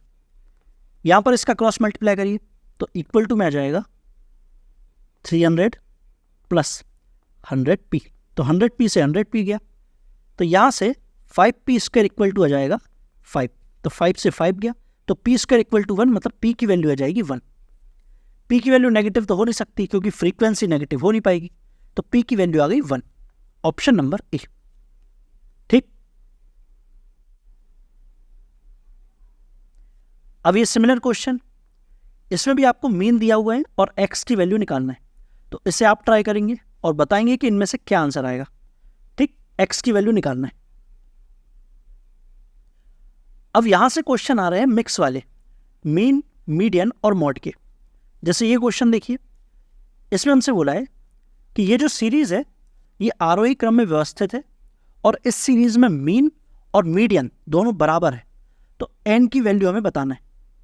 तो ये जो सीरीज है ये आरोही क्रम में व्यवस्थित है, तो हम मीडियन की वैल्यू निकाल सकते हैं। तो मीडियन क्या आएगा, पहले बताइए कि नंबर ऑफ ऑब्जर्वेशन कितने हैं, तो 1 2 3 4 5 6 7, एन की वैल्यू है, मतलब स्मॉल एन की वैल्यू है 7 नंबर ऑफ ऑब्जर्वेशन, तो मीडियन क्या होगा, मीडियन होगा 4th टर्म जो कि है 15, तो यहां से मीन की वैल्यू आ गई 15, क्योंकि मीडियन और मीन दोनों सेम है। हमें एन की वैल्यू निकालना है, तो कैसे निकालेंगे, तो इन सब का सम निकालने मत लगना, यहां पर हम सॉल्व करेंगे डेविएशन मेथड से। तो डेविएशन मेथड लगाइए, और हमें पता है कि मीन के साथ डेविएशन लेने पर और सम करने पर 0 आता है। तो देखिए 8 15 से कितना कम है, -7 आएगा, यहाँ पर -6 आएगा, 11 -4 आएगा, 15 में आएगा 0, 17 में आएगा 2 और 21 में आएगा +6, और एन में क्या आएगा यह हमें थोड़ी देर में पता चलेगा। पहले इन सबको ऐड करो,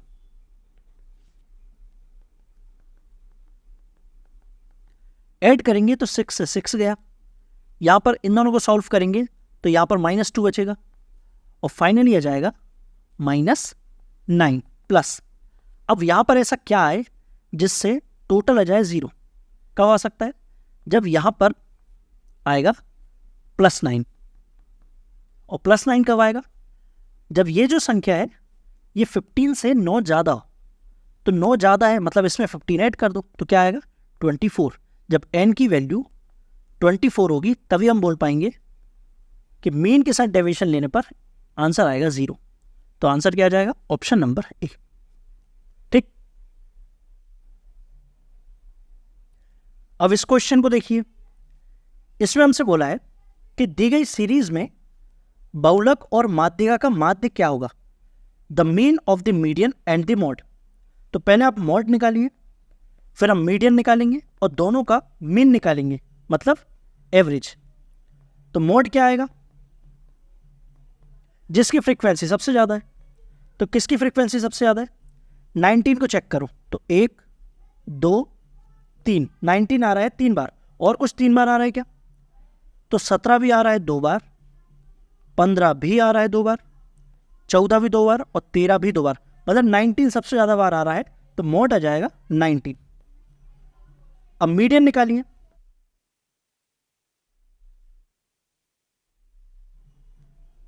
तो पहले नंबर ऑफ ऑब्जर्वेशंस बताइए, कितनी ऑब्जर्वेशंस है, 1 2 3 4 5 6 7 8 9 10 11 12 13 14, तो n की वैल्यू है 14, तो मीडियन क्या होगा, 7th टर्म और 8th टर्म का एवरेज। तो असेंडिंग ऑर्डर में 7th और 8th टर्म क्या है, चेक करिए, सबसे छोटा टर्म है 13, तो 1 2 3 4, फिर 5, 6। अब सेवन्थ टर्म क्या होगी? सेवन्थ टर्म है 16 और एट्थ टर्म है 17। तो सेवन्थ टर्म क्या है? 16 और एट्थ टर्म है 17। तो मीडियन क्या होगा? इनका एवरेज, जो कि है 16.5। अब हमें इन दोनों का मीन निकालना है, तो दोनों को ऐड करने पर क्या आ रहा है? 35.5 डिवाइडेड बाय 2 क्या आ जाएगा? 17.75। Option number C. ठीक। सिमिलर क्वेश्चन ये भी है। इसमें आपसे बोला है कि दी गई सीरीज में जो परास है, मतलब जो रेंज है, और माध्यिका जो मीडियन है, उन दोनों का आपको मीन निकालना है, माध्य निकालना है। तो पहले परास निकालिए, रेंज निकालिए।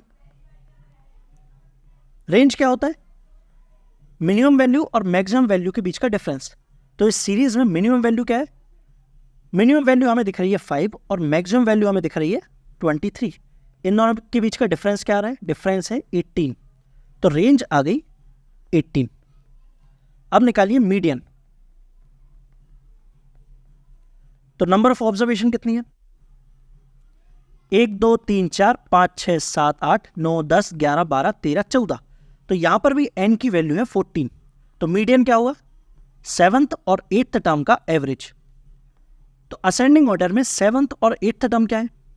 तो सबसे छोटा टर्म तो 5 है, तो 1, फिर 6 तो है नहीं, फिर 2, 3, फिर 4, 5, 6। यह है सेवंथ टर्म और यह है एट्थ टर्म। तो सेवंथ टर्म है 10 और एट्थ टर्म है 11। दोनों का एवरेज क्या आ रहा है? 10.5। तो मीडियन आ गया 10.5। इन दोनों का हमें निकालना है मीन। तो सम करने पर आ रहा है 28.5 डिवाइडेड बाय 2 क्या आ जाएगा? 14.25। Option number C. ठीक। अब इस क्वेश्चन को देखिए। इसमें हमसे बोला है कि दी गई सीरीज में रेंज, मॉड और मीडियन क्या होगा। लेकिन ऑप्शन में देखिए कि मॉड और मीडियन, इनके ऑप्शन तो सेम दिए हैं, हमें सिर्फ रेंज निकालना है। तो रेंज क्या होगी? तो मिनिमम वैल्यू और मैक्सिमम वैल्यू के बीच का डिफरेंस। तो इस सीरीज में मिनिमम वैल्यू हमें दिख रही है 12 और मैक्सिमम वैल्यू 21। इनके बीच का डिफरेंस कितना है? 9। तो रेंज आ गई 9। कौन सा ऑप्शन? Option number A. ठीक। अब इसे देखिए। इसमें हमसे बोला है कि दी गई सीरीज का जो मीन है वो है 15। तो मीडियन क्या होगा? लेकिन इस सीरीज में हमें पहले x की वैल्यू निकालना होगा, तभी तो हम मीडियन निकाल पाएंगे। क्योंकि मीडियन निकालने के लिए हमें सीरीज को असेंडिंग या फिर डिसेंडिंग ऑर्डर में अरेंज करना होगा। तो पहले हमें निकालना होगा x। वो कैसे निकालेंगे? मीन की सहायता से। मीन हमें दिया हुआ है, तो मीन से कंपेयर करिए इन सभी को। तो 12 को कंपेयर करेंगे तो ये है -3, यहां पर आएगा -2, 15 में आएगा 0, 18 3 ज़्यादा है, यहां पर x है, 28 13 ज़्यादा है, 18 3 ज़्यादा है, 12 3 कम है, और 6 है 9 कम, और 8 है 7 कम। तो इन सभी को ऐड करिए। तो +3 से -3 गया, इसके बाद ये +3, ये -3, और कुछ कट रहेगा नहीं। तो यहाँ पर ये +13 है, और ये आ गया -16 और -2, तो -18, और इन्हें सॉल्व करेंगे तो आएगा -5। तो यहाँ से -5 आया, लेकिन हमारा डेविएशन मीन के साथ आना चाहिए 0। तो x की पे क्या आ जाएगा? तो जो x है वो +5 होगा मीन से। मीन से 5 ज़्यादा है, तो x की वैल्यू क्या आ जाएगी? तो मीन में 5 ऐड कर दो, तो x की वैल्यू आ गई 20। तो इसे हम हटा देते हैं। यहाँ पर x की वैल्यू आ गई 20।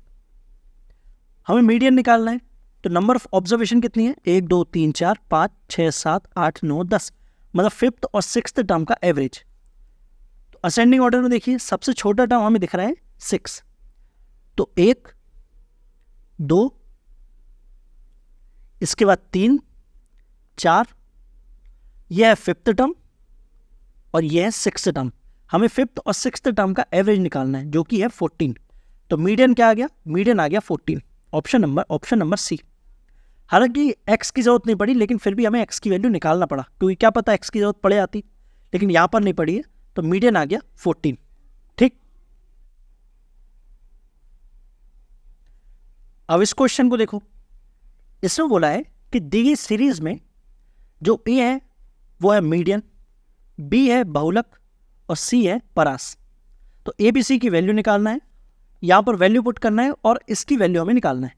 तो पहले हम निकालेंगे मीडियन की वैल्यू, मतलब ए की वैल्यू। तो नंबर ऑफ ऑब्जर्वेशन कितनी है? 1 2 3 4 5 6 7 8 9 10 11 12 13 14, मतलब 7th टर्म और 8th टर्म का एवरेज हमें निकालना है। तो असेंडिंग ऑर्डर में अरेंज करिए। तो सबसे छोटा टर्म हमें दिख रहा है 2, तो ये हो गया 1, फिर 2 3 4 5 6 फिर 7, 7th टर्म हमें मिल गया 5, 7th टर्म 5 है, 5 के बाद हमें दिख रहा है 7, तो 5 और 7 इनका एवरेज हमें निकालना है जो कि आ रहा है 6। तो ए की वैल्यू आ गई 6। ठीक, अब हम निकालते हैं बी की वैल्यू जो कि है बहुलक। तो इस सीरीज में देखिए सबसे ज़्यादा फ्रीक्वेंसी किसकी है? तो हम देख रहे हैं कि 3 की फ्रीक्वेंसी सबसे ज़्यादा है, 3 आया है 3 बार, बाकी कोई भी टर्म 3 बार नहीं आया। तो यहाँ पर बी की वैल्यू आ गई 3। अब सी क्या है? तो सी है परास, रेंज। तो रेंज क्या है?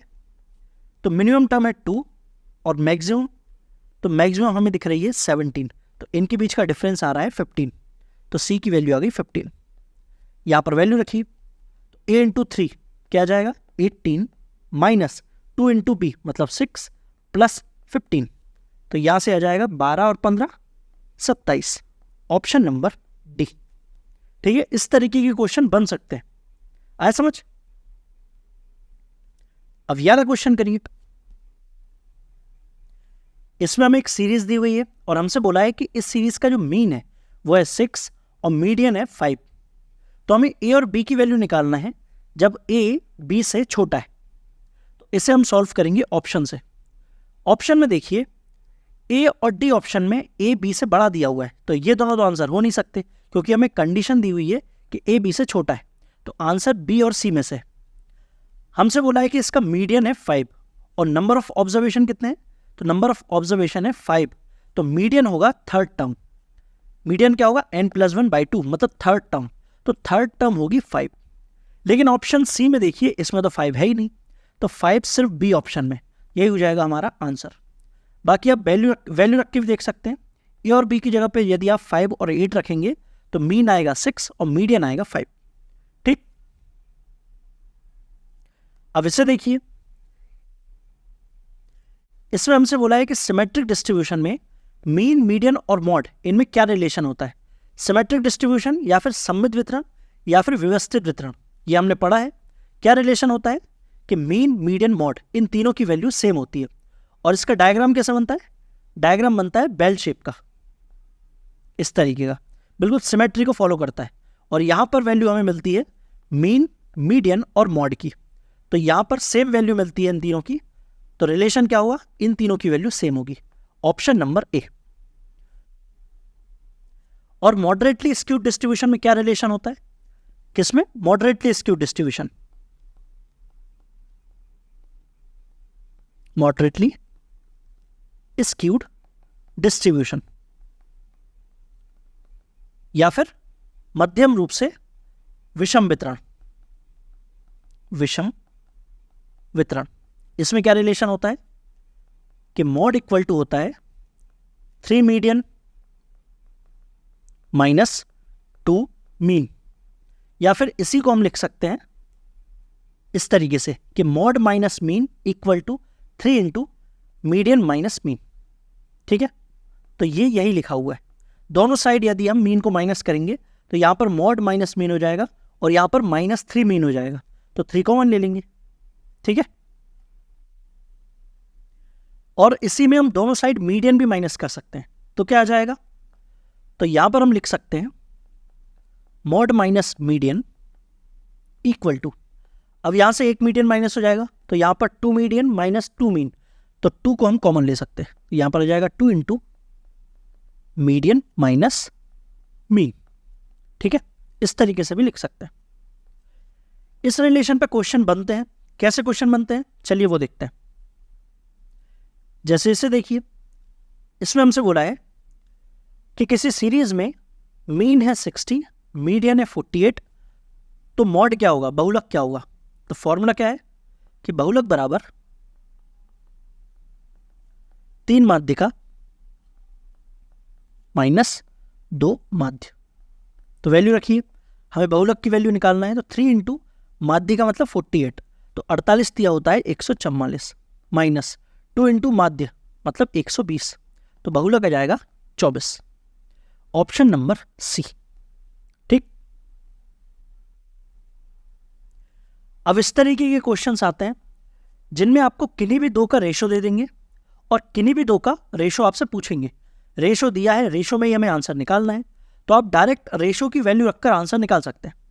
तो रिलेशन क्या है कि बहुलक बराबर होता है 3 माध्यिका, तो बहुलक की वैल्यू दी हुई है 9, तो 9 इक्वल टू 3 माध्यिका, तो 8 × 24 माइनस 2 मीन। मीन हमें नहीं पता, तो यहाँ पर हम लिख देंगे माध्य। अब यहाँ से माध्य की वैल्यू निकालेंगे, तो क्या आ जाएगा, तो यहाँ से आ जाएगा 15/2। किसकी वैल्यू आई है, माध्य की या फिर मीन की। अब हमें मीन और माध्यिका, मीन और मीडियन, इनका रेशो निकालना है। तो मीन तो ये है और मीडियन हमें दिया हुआ है 8, तो इनका रेशो क्या आ जाएगा 15/2 रेशो 8, तो यहाँ से आ जाएगा 15:16। Option number B. आया समझ। सिमिलर क्वेश्चन ये भी है, इसमें हमें मीन और मीडियन का रेशो दिया हुआ है, मॉड और मीन का रेशो पूछा है। तो क्या होता है, पहले हम मॉड की वैल्यू निकालेंगे क्योंकि मॉड का रेशो हमें नहीं दिया है। तो मॉड इक्वल टू होता है 3 मीडियन, तो यहाँ पर मीडियन 5, तो 15 माइनस 2 मॉड, तो 8, तो मॉड की वैल्यू आ गई 7।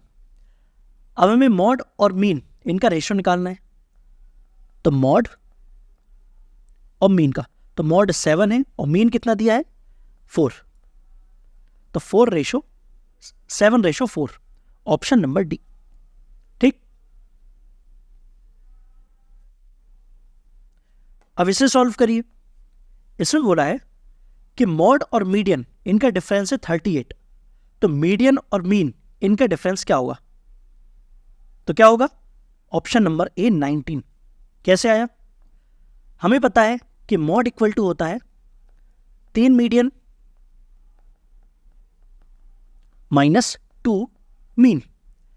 हमें मॉड और मीडियन इनका डिफरेंस दिया हुआ है, तो यदि दोनों साइड मीडियन माइनस करें तो क्या आ जाएगा, mode minus median equal to 2 into median minus mean. हमें इसकी वैल्यू दी हुई है 38 equal to 2 into median minus mode, तो 2 से 38 जाएगा 19 टाइम्स, इक्वल टू क्या बचेगा मीडियन माइनस मीन। और यही तो हमसे पूछा है कि मीडियन और मीन इसका डिफरेंस क्या होगा, 19। Option number A. आया समझ। अब इस क्वेश्चन को देखिए, इसमें हमें मीन डेविएशन निकालना है दी गई सीरीज का। मीन डेविएशन पर भी क्वेश्चन बन सकता है, इसलिए मैंने 2-3 क्वेश्चन मीन डेविएशन पर ले लिए। क्या बताया था मैंने, मीन डेविएशन कैसे निकालते हैं, यदि हमें सीरीज दी हो x1 x2 x3 up to xn तक, तो पहले हम निकालते हैं मीन। वो कैसे निकलेगा, x1 plus x2 plus x3 up two plus xn divided by n। Mean निकलने के बाद सारे ऑब्जर्वेशंस को हम कंपेयर करते हैं मीन के साथ। कंपेयर करिए इररिस्पेक्ट ऑफ साइन, तो xi माइनस x बार, साइन को नहीं देखते हैं तो यहां पर हम लगाएंगे मॉड, और उन सब का हम करेंगे समीशन, और डिवाइड करेंगे नंबर ऑफ एलिमेंट से, तो n से। तो ये क्या आ गया, तो ये आ गया मीन डेविएशन। तो इस सीरीज का मीन डेविएशन निकालिए। तो पहले हम निकालेंगे मीन। डेटा आसान दिया हुआ है तो डायरेक्ट हम सम निकाल सकते हैं, तो 10 20 30 40 और 49, तो सम आ गया 49 divided by total number of elements कितने हैं, टोटल है 7, तो डिवाइडेड बाय 7, तो मीन आ गया 7। तो मीन 7 आ गया। अब सारे ऑब्जर्वेशंस को कंपेयर करो 7 के साथ इररिस्पेक्ट ऑफ साइन, आपको साइन को नहीं देखना है। तो क्या नंबर आ जाएंगे 4, फिर 3 3 फिर 3, यहाँ पर तो 0 है, यहाँ पर 3 फिर 2, इन सब का आपको करना है सम और डिवाइड करना है नंबर ऑफ एलिमेंट्स जो कि है 7। तो सम क्या आ रहा है, 3 चौको 12 और 6 18, तो सम आ रहा है 18 डिवाइडेड बाय 7। तो मीन डेविएशन आ गया 18 डिवाइडेड बाय 7। ठीक है, यदि इस पर क्वेश्चन आता भी है तो आसान डेटा पर आएगा, जैसे ये क्वेश्चन है जिसमें हम मीन आसानी से निकाल सकते हैं। बस थोड़ी सी लेंथी मेथड होती है कि पहले मीन निकालिए, फिर डेविएशन निकालिए सबसे, और उनका सम करके डिवाइड करना है नंबर ऑफ एलिमेंट से, इसीलिए डेटा आसान देंगे। ठीक है, तो ये क्वेश्चन समझ आ गया। तो फिर ये वाला क्वेश्चन करिए, इसमें भी हमें मीन डेविएशन निकालना है। तो पहले आप मीन निकालिए, क्या आएगा? तो 9 3 27, 9 चौको 36 और 6 42। तो सम आ रहा है 42 divided by total number of elements है 7। तो यहाँ पर मीन आ गया 6। अब कंपेयर करिए इन रिस्पेक्ट ऑफ साइन, क्या आ जाएगा? 4 + 3 + 3, यहाँ से भी 3 प्लस यहाँ से 0, यहाँ से 3 प्लस यहाँ से 2 डिवाइडेड बाय 7। सम करने पर क्या आ रहा है? 3 चौको 12 और 6 18। तो ये आ गया 18 divided by 7, option number B. ठीक है, अब एक क्वेश्चन वेरिएंस का भी देख लेते हैं, प्रसरण का। वेरिएंस में क्या बताया था? वेरिएंस में मैंने आपको बताया था कि जब सीरीज के एलिमेंट्स को जब हम कंपेयर करते हैं मीन से, फिर उसका हम लेते हैं स्क्वायर और उन सभी का हम करते हैं सम और डिवाइड करते हैं नंबर ऑफ एलिमेंट से, तो यही होता है वेरिएंस। वेरिएंस या प्रसरण या विसरण। तो पहले आप निकालिए इसका मीन, तो सम करिए, क्या आ रहा है?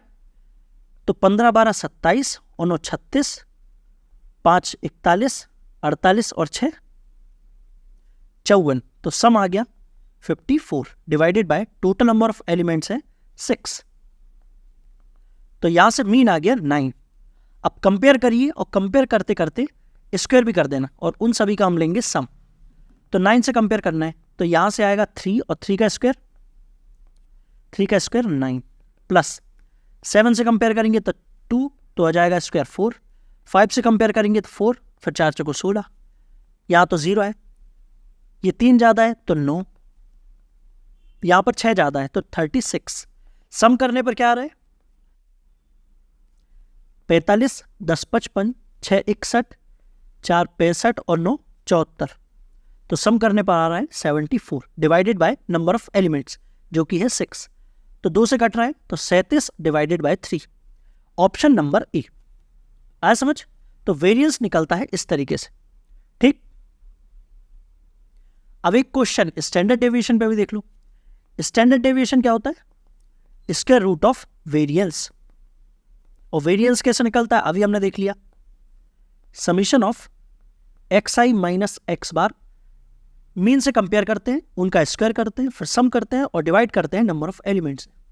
तो इसका स्टैंडर्ड डेविएशन निकालिए इस सीरीज का। तो पहले हम निकालेंगे मीन, तो ये 18 10 28, 38 3 41 और 9 50। तो सम करने पर आ रहा है 50 divided by total number of elements है 5। तो यहाँ से मीन आ गया 10। अब कंपेयर करते जाओ और स्क्वायर करते जाओ, तो यहाँ से आ जाएगा 1 प्लस 3 है तो 9, यहाँ से 0, यहाँ से भी 9 और यहाँ से 1। सम करिए तो ये आ रहा है 20 divided by number of elements मतलब 5। तो ये आ गया 4। लेकिन ये क्या आया? ये आया है वेरिएंस। हमें निकालना है स्टैंडर्ड डेविएशन, तो इसका स्क्वायर रूट निकाल लो, क्या आ जाएगा? Option number B. ठीक है,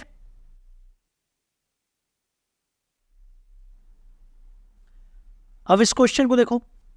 इसमें हमसे बोला है कि प्रथम n प्राकृत संख्याओं का मानक विचलन क्या होता है। तो ये फॉर्मूला आपको ध्यान रखना है कि प्रथम n नेचुरल नंबर का जो मानक विचलन स्टैंडर्ड डेविएशन होता है वो होता है root of n square minus 1/12। कौन सा ऑप्शन? Option number A. और ये जो लिखा हुआ है रूट के अंदर ये क्या है? तो ये है वेरिएंस। तो यदि आपसे पूछा जाए कि प्रथम n प्राकृत संख्याओं का वेरिएंस क्या है, तो आप बोलेंगे n स्क्वायर माइनस 1/12। तो ये जो लिखा हुआ है ये है वेरिएंस, वेरिएंस का फॉर्मूला। तो यदि आपसे क्वेश्चन बोला जाए कि प्रथम n प्राकृत संख्याओं का वेरिएंस या स्टैंडर्ड डेविएशन निकालिए, तो कैसे निकालेंगे? तो वेरिएंस क्या आएगा? तो n स्क्वायर माइनस 1 मतलब 25 माइनस 1 24 हो जाएगा /12। तो वेरिएंस आ जाएगा 2। और स्टैंडर्ड डेविएशन क्या हो जाएगा? तो स्टैंडर्ड डेविएशन हो जाएगा √2। ठीक है, तो इस पर आपसे क्वेश्चन पूछा जा सकता है, तो आपको ये फॉर्मूला ध्यान रखना है। ठीक, अब यहां पर हमसे बोला है कि किसी डेटा का जो प्रसरण है, वेरिएंस है, वो है 121, तो मानक विचलन क्या होगा? तो रूट लगा दो, रूट ऑफ 121 क्या होगा? 11। Option number A. अब इस क्वेश्चन को देखिए, इसमें हमसे बोला है कि किन्हीं 7 मानों का वेरिएंस प्रसरण है 25। यदि प्रत्येक मान को दुगना कर दिया जाए तो जो नए मान होंगे उनका मानक विचलन, स्टैंडर्ड डेविएशन क्या होगा? क्वेश्चन में हमसे बोला है कि एक सीरीज है जिसमें 7 एलिमेंट्स है। इन 7 एलिमेंट्स को यदि दुगना कर दिया जाए, अच्छा इन 7 एलिमेंट्स का जो वेरिएंस है वो हमें दिया हुआ है 25। इन एलिमेंट्स को यदि दुगना कर दिया जाए तो जो नई सीरीज बनेगी उसका स्टैंडर्ड डेविएशन क्या होगा? तो कैसे निकालेंगे? तो पहले आप मुझे बताइए कि वेरिएंस कैसे निकलता है। जब हम सीरीज के एलिमेंट्स को कंपेयर करते हैं मीन के साथ, उनका स्क्वायर करके ऐड करते हैं और डिवाइड करते हैं नंबर ऑफ एलिमेंट्स से, तो इस तरीके से निकलता है वेरिएंस। अब यहां पर हमसे बोला है कि सीरीज के प्रत्येक एलिमेंट को दुगना कर दिया गया है। सीरीज का जब प्रत्येक एलिमेंट दुगना होगा तो वही एक्शन हम मीन के साथ भी करेंगे, तो मीन भी दुगना हो जाएगा। तो जब 2 यहां से कॉमन आएगा और होल स्क्वायर है तो बाहर आएगा 4 के साथ। तो जब सीरीज के सारे एलिमेंट्स को दुगना किया जाता है तो वेरिएंस हो जाता है 4 गुना। तो सीरीज के सारे एलिमेंट्स को दुगना किया है तो वेरिएंस हो जाएगा 4 गुना। तो वेरिएंस हमें 25 दिया हुआ है, तो सीरीज को जब दुगना कर दिया है तो वेरिएंस हो जाएगा 100। लेकिन हमसे वेरिएंस नहीं पूछा है, हमसे पूछा है स्टैंडर्ड डेविएशन। तो इसका ले लो रूट, तो root of 100 equal to 10। Option number D. ठीक है, तो यहां पर आपको नोट करके लिख लेना है कि जब भी सीरीज के सारे एलिमेंट्स को दुगना किया जाता है तो वेरिएंस हो जाता है 4 गुना, मतलब उसका स्क्वायर हो जाता है। जैसे n टाइम कर रहे हैं यदि सीरीज के सारे एलिमेंट्स को, तो वेरिएंस हो जाएगा n स्क्वायर टाइम्स। ठीक है, तो आंसर क्या आ गया इसका? स्टैंडर्ड डेविएशन पूछा था, वो आ जाएगा 10। ठीक, अब इस क्वेश्चन में हमसे क्या बोला है? इसमें हमसे बोला है कि 100 ऑब्जर्वेशंस हैं जिनका मीन है 60। यदि एक ऑब्जर्वेशन में 60 को रिप्लेस कर दिया जाए 210 से, तो नया मीन क्या होगा? क्वेश्चन में बोला है कि 100 ऑब्जर्वेशंस है जिनका मीन 60 है, मतलब 60 100 टाइम्स लिखा हुआ है। ठीक, यदि एक 60 को रिप्लेस कर दिया जाए 210 से, तो नया मीन क्या होगा? तो यदि यहां पर 60 लिखा होता तो मीन पे कोई असर होता नहीं, लेकिन 60 की जगह पे लिख दिया 210। कितने का डिफरेंस हो गया? कितने का डेविएशन आ गया? तो डेविएशन आ गया 150 का। तो मैंने आपको बताया था कि डेविएशन को, ये टोटल डेविएशन है, डेविएशन को सभी में बराबर बराबर बांटते हैं, और टोटल नंबर ऑफ ऑब्जर्वेशन कितने हैं? 100। तो इस 150 को डिवाइड करेंगे 100 से, तो क्या आ जाएगा? 1.5। पॉजिटिव आया है, पॉजिटिव 1.5, तो जो मीन था उसमें हम ऐड कर देंगे 1.5 को, क्या आ जाएगा? 61.5। तो आंसर आ जाएगा ऑप्शन नंबर 3। आया समझ? तो जो भी डेविएशन आता है, जो भी टोटल डेविएशन होगा, उसे हम सारे ऑब्जर्वेशंस में इक्वली डिवाइड करेंगे, इक्वली डिस्ट्रीब्यूट करेंगे। तो जो वैल्यू आएगी, यदि पॉजिटिव है तो उसमें ऐड कर देंगे, यदि नेगेटिव है तो माइनस कर देंगे। ठीक, अब इसमें क्या बोला है? इसमें बोला है कि 2 अंकों वाले पहले 5 अभाज्य संख्याओं का माध्य क्या होगा? तो 2 अंकों वाली पहली 5 अभाज्य संख्या कौन कौन सी है? 11, 13, 17, 19 और फिर 23। इनका सम निकालिए। तो 10, 20, 30, 40, 50, 60, 70, 80 और 3 83। तो सम आ रहा है 83 डिवाइडेड बाय 5, क्या आ जाएगा? 16.6। Option number 4। ठीक, आसान था। अब इसमें हमें x और y की वैल्यू निकालना है। तो ये तो डायरेक्ट फॉर्मूला है, x की वैल्यू क्या आ जाएगी? 3 और y की वैल्यू 2। Option number 2। अब इसे देखिए, इसमें हमसे बोला है कि ये जो सीरीज है इसका मीन है 7 और इस सीरीज का मीन है 11। तो हमें y की वैल्यू निकालना है। y यहां पर है, लेकिन पहले हमें x की वैल्यू निकालना होगा, क्योंकि x यहां पर भी है। तो x की वैल्यू क्या आएगी? तो देखिए मीन 7 दिया हुआ है, तो कंपेयर करिए। तो यहां पर -3, 2, 1। अब यहां पर क्या आएगा? तो देखिए यहां पर तो ऐड करने पर आ रहा है 0, मतलब यहां पर भी आना चाहिए 0। तो इसकी वैल्यू होना चाहिए 7, तभी तो यहां पर 0 आएगा। तो इसकी वैल्यू 7 होने के लिए x की वैल्यू को होना होगा 5।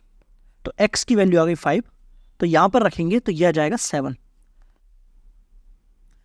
अब 11 से कंपेयर करिए, तो ये आ रहा है +9, यहां पर आएगा -8, यहां पर आएगा -3, और ये 7 है तो यहां पर आ जाएगा -4।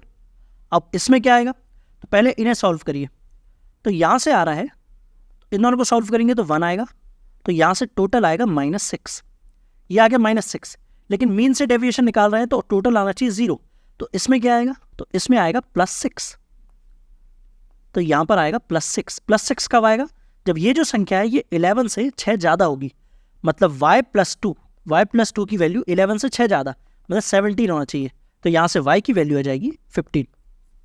ऑप्शन नंबर 4 आया समझ।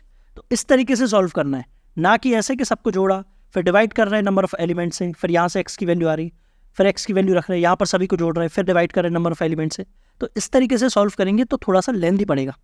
तो आपको कैसे सॉल्व करना है, कंपेयर करते हुए डेविएशन मेथड से, क्योंकि आपको मीन दे दिया है, ठीक है। यहाँ से आप x की वैल्यू निकालेंगे, यहाँ पर x की वैल्यू रखने पर y की वैल्यू निकालेंगे जो कि आएगी 15, ठीक है।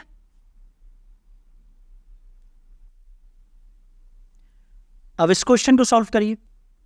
इसमें बोला है कि ये जो ऑब्जर्वेशंस हैं इनका मीन है 11, तो लास्ट 3 एलिमेंट्स 3 ऑब्जर्वेशंस का मीन क्या होगा।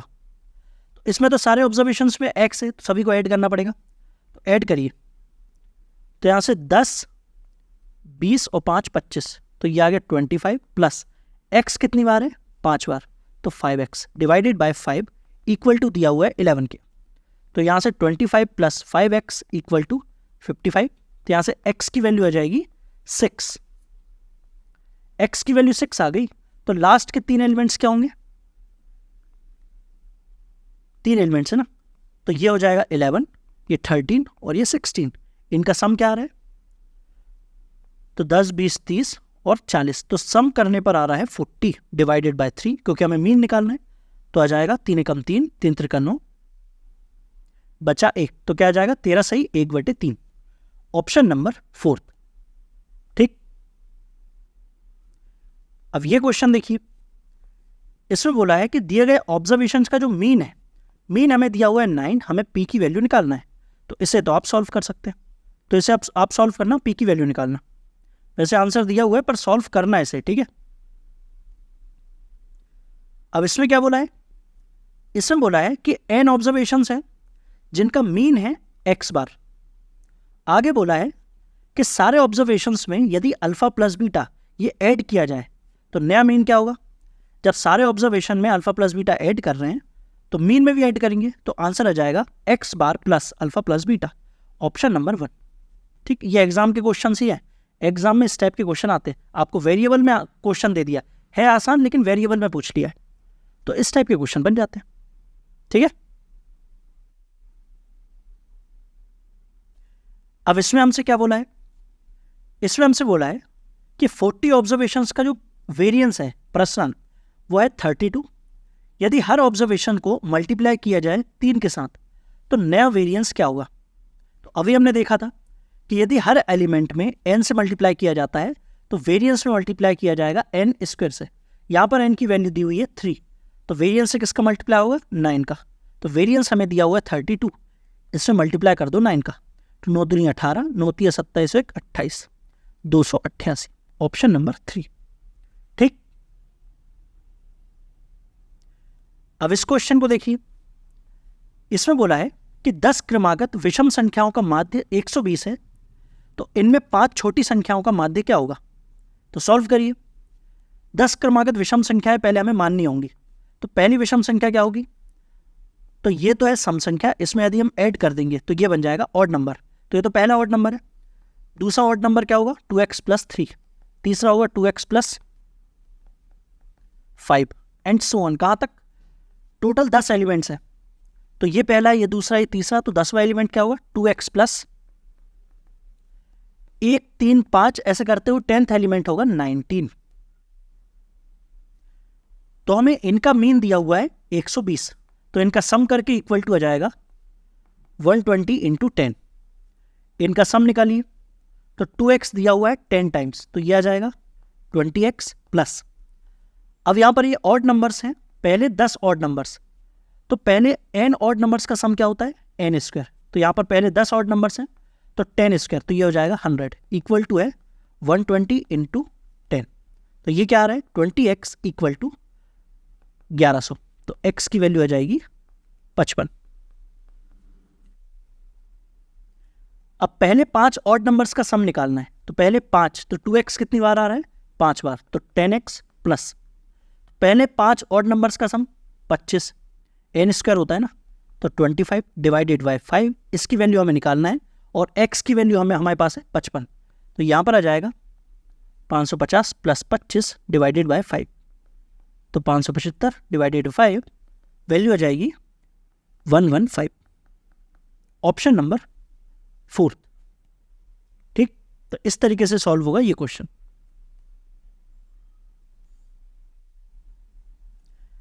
अब इस क्वेश्चन को देखिए, इसमें हमें क्लास इंटरवल और फ्रीक्वेंसी दिया हुआ है और हमसे बोला है कि जो डेटा है इसका मीन है 36, हमें x की वैल्यू निकालना है।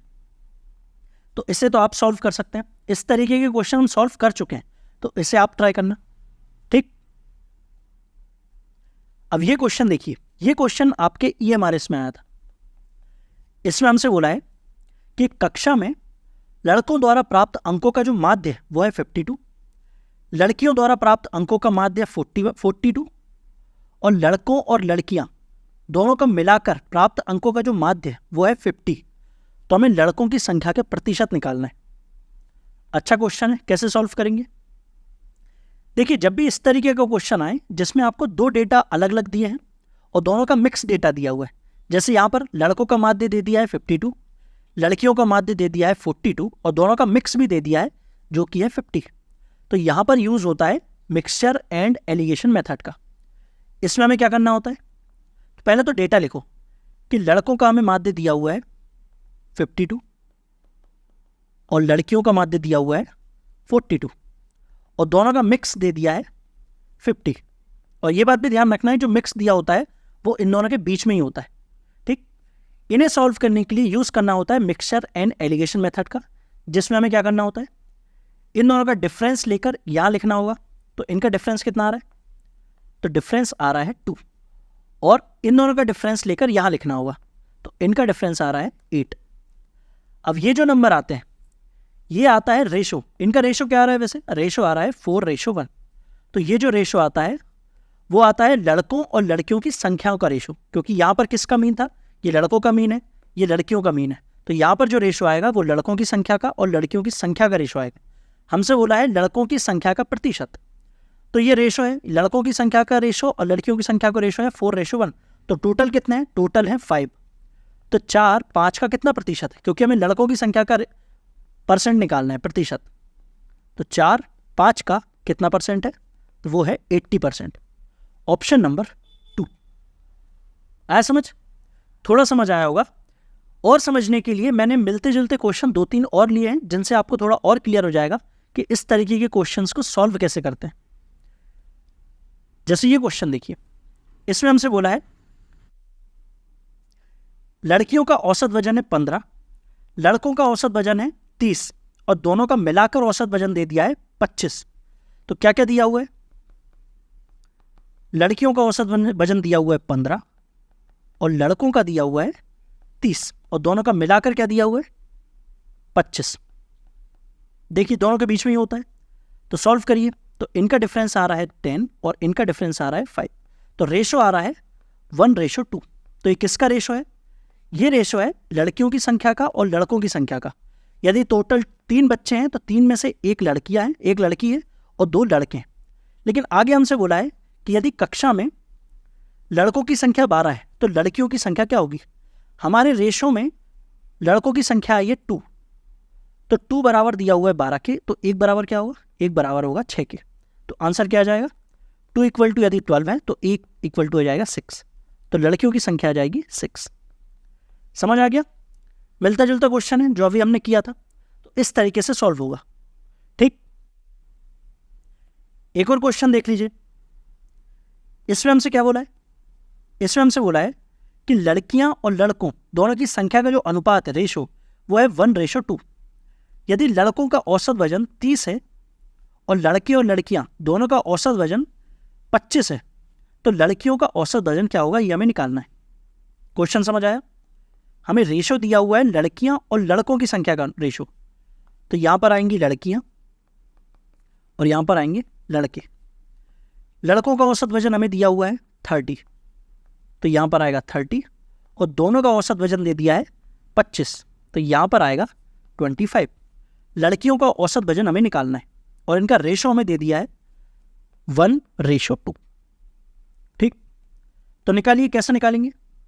देखिए, जब इनका हम डिफरेंस लेते हैं तो इसका डिफरेंस यहाँ आता है और इनका डिफरेंस यहाँ आता है, तो डिफरेंस क्या बताता है? इनका रेशो, लेकिन रेशो हमें दे दिया है। तो देखिए, इनका डिफरेंस कितना आ रहा है? डिफरेंस आ रहा है इनका 5 और रेशो में दिया हुआ है 1, तो 1 बराबर है 5 के, तो 2 किसके बराबर होगा? तो 2 होगा 10 के बराबर, मतलब इनका डिफरेंस आएगा 10। अब ये जो संख्या होती है ये इन दोनों के बीच में होती है।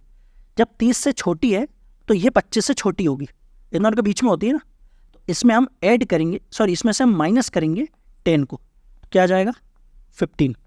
आंसर आ जाएगा 15। किसका आंसर है? लड़कियों की संख्या का औसत क्या आ गया? 15। ठीक, क्योंकि ये 25 इन दोनों के बीच में होती है, तो 30 ज़्यादा है तो 15 कम होगी, तो इसका आंसर आ गया 15। ठीक है, अब ये क्वेश्चन क्या बोल रहा है? इसमें हमसे बोला है कि एक बारंबारता बंटन में मीडियन और मॉड वो है 26 और 29, तो हमें मीन निकालना है, तो इसे आप सॉल्व कर लेना। ठीक, मॉड इक्वल टू क्या होता है? 3 into median minus 2 into mean, तो इसे आप सॉल्व कर लेना। अब इसमें क्या बोल रहा है? इसमें हमसे बोला है कि फ्रीक्वेंसी डिस्ट्रीब्यूशन में बहुलक वर्ग की उच्च सीमा और माध्यक वर्ग की निम्न सीमा का योगफल क्या होगा? जो मॉडल क्लास है उसकी अपर लिमिट और मीडियन क्लास की लोअर लिमिट का योगफल। तो मॉडल क्लास क्या है? तो किसकी फ्रीक्वेंसी सबसे ज़्यादा है? तो फ्रीक्वेंसी इसकी ज़्यादा है, तो इसकी जो उच्च सीमा है, उच्च सीमा क्या है? 150। तो 150 प्लस मीडियन क्लास कौन सी है? तो मीडियन क्लास निकालने के लिए हमें निकालना होगा n/2, तो पहले हमें निकालना होगा CF, तो CF निकालिए, तो 13, 28, 37, 47, ये आ गया 55 और ये 60। n की वैल्यू है 60, n/2 क्या आ जाएगा? वो आ जाएगा 30। तो 30 से बड़ी क्यूमुलेटिव फ्रीक्वेंसी कौन सी है? ये, तो ये आ गई हमारी मीडियन क्लास, इसकी निम्न सीमा है 150, तो इसमें ऐड कर देंगे 150 को, तो आ जाएगा 300। Option number 1। ठीक, अब इस क्वेश्चन को देखिए। अच्छा, ये क्वेश्चन हिस्टोग्राम पर आ गया और ये क्वेश्चन हम सॉल्व कर चुके हैं।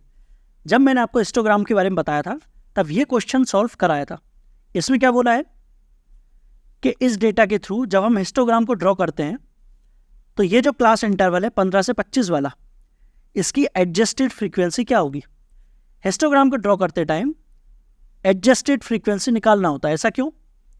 क्योंकि यहाँ पर देखिए क्लास इंटरवल देखिए सबके अलग अलग है, और हिस्टोग्राम में मैंने आपको बताया था कि हिस्टोग्राम का जो एरिया होता है वो डायरेक्टली प्रोपोर्शनल होता है फ्रीक्वेंसी के, और एरिया किस पर डिपेंड करेगा?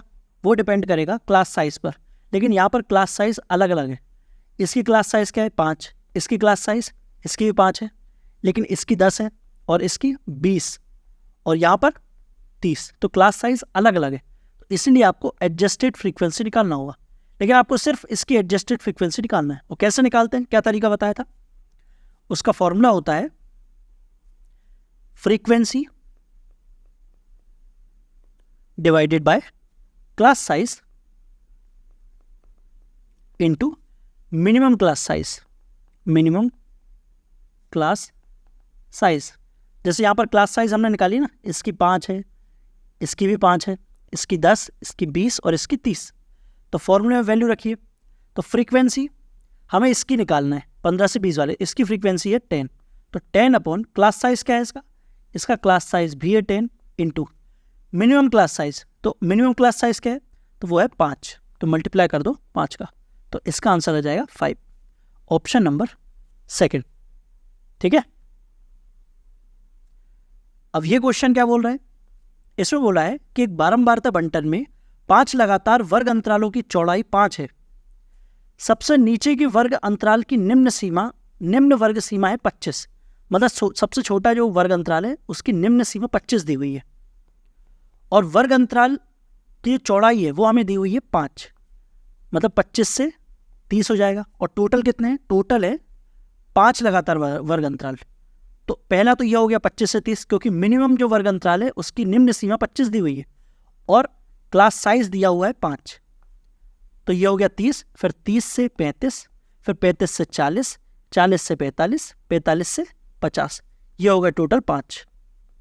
हमसे क्या पूछा है, हमसे पूछा है सबसे ऊंचे वर्ग अंतराल की ऊपरी सीमा क्या होगी।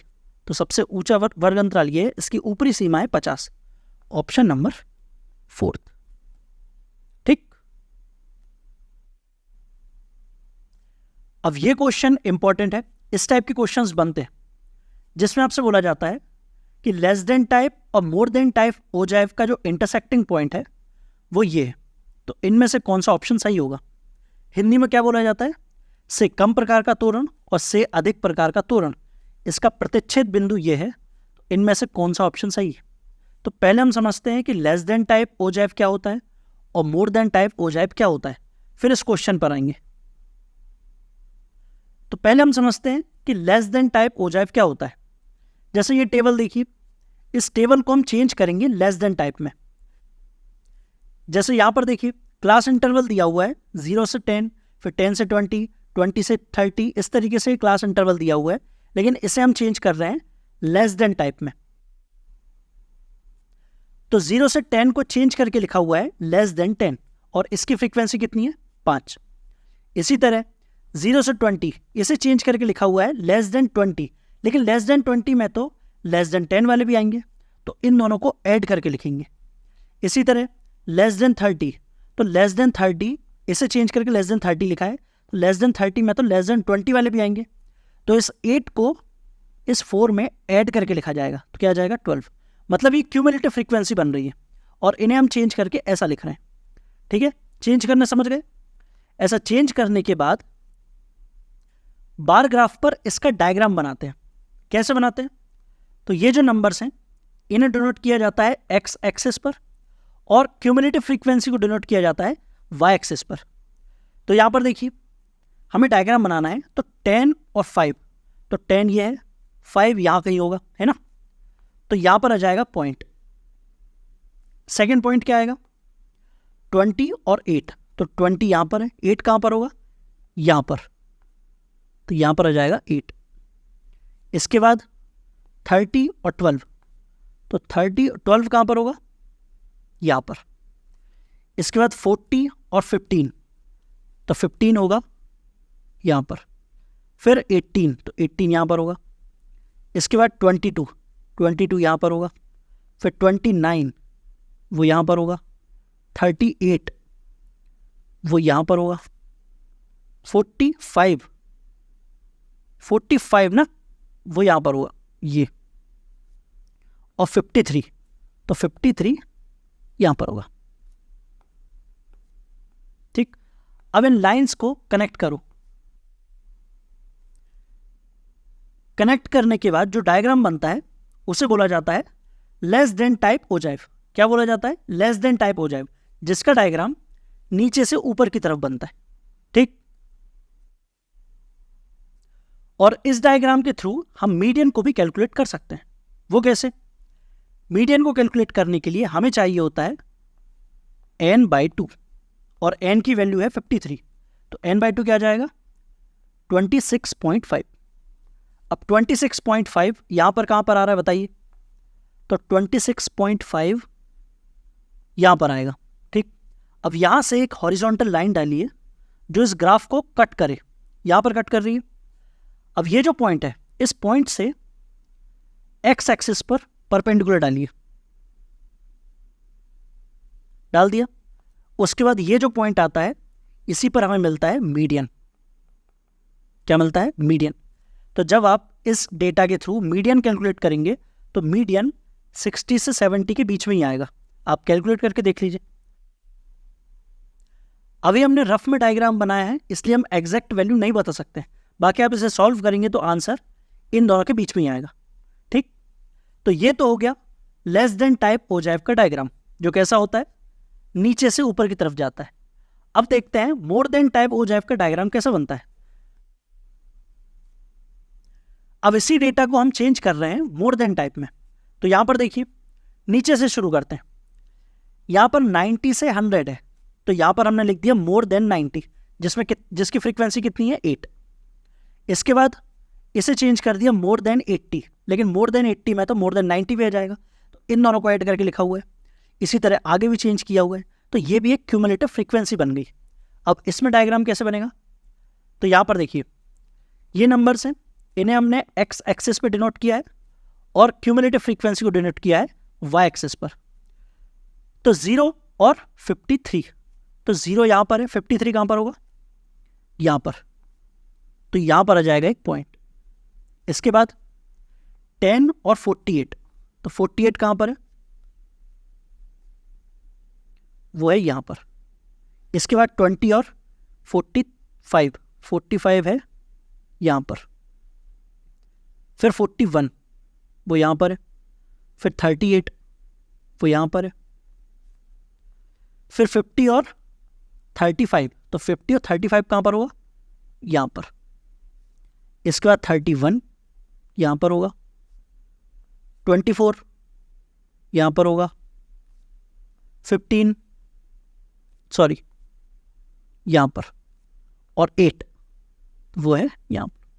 अब इसे कनेक्ट करिए,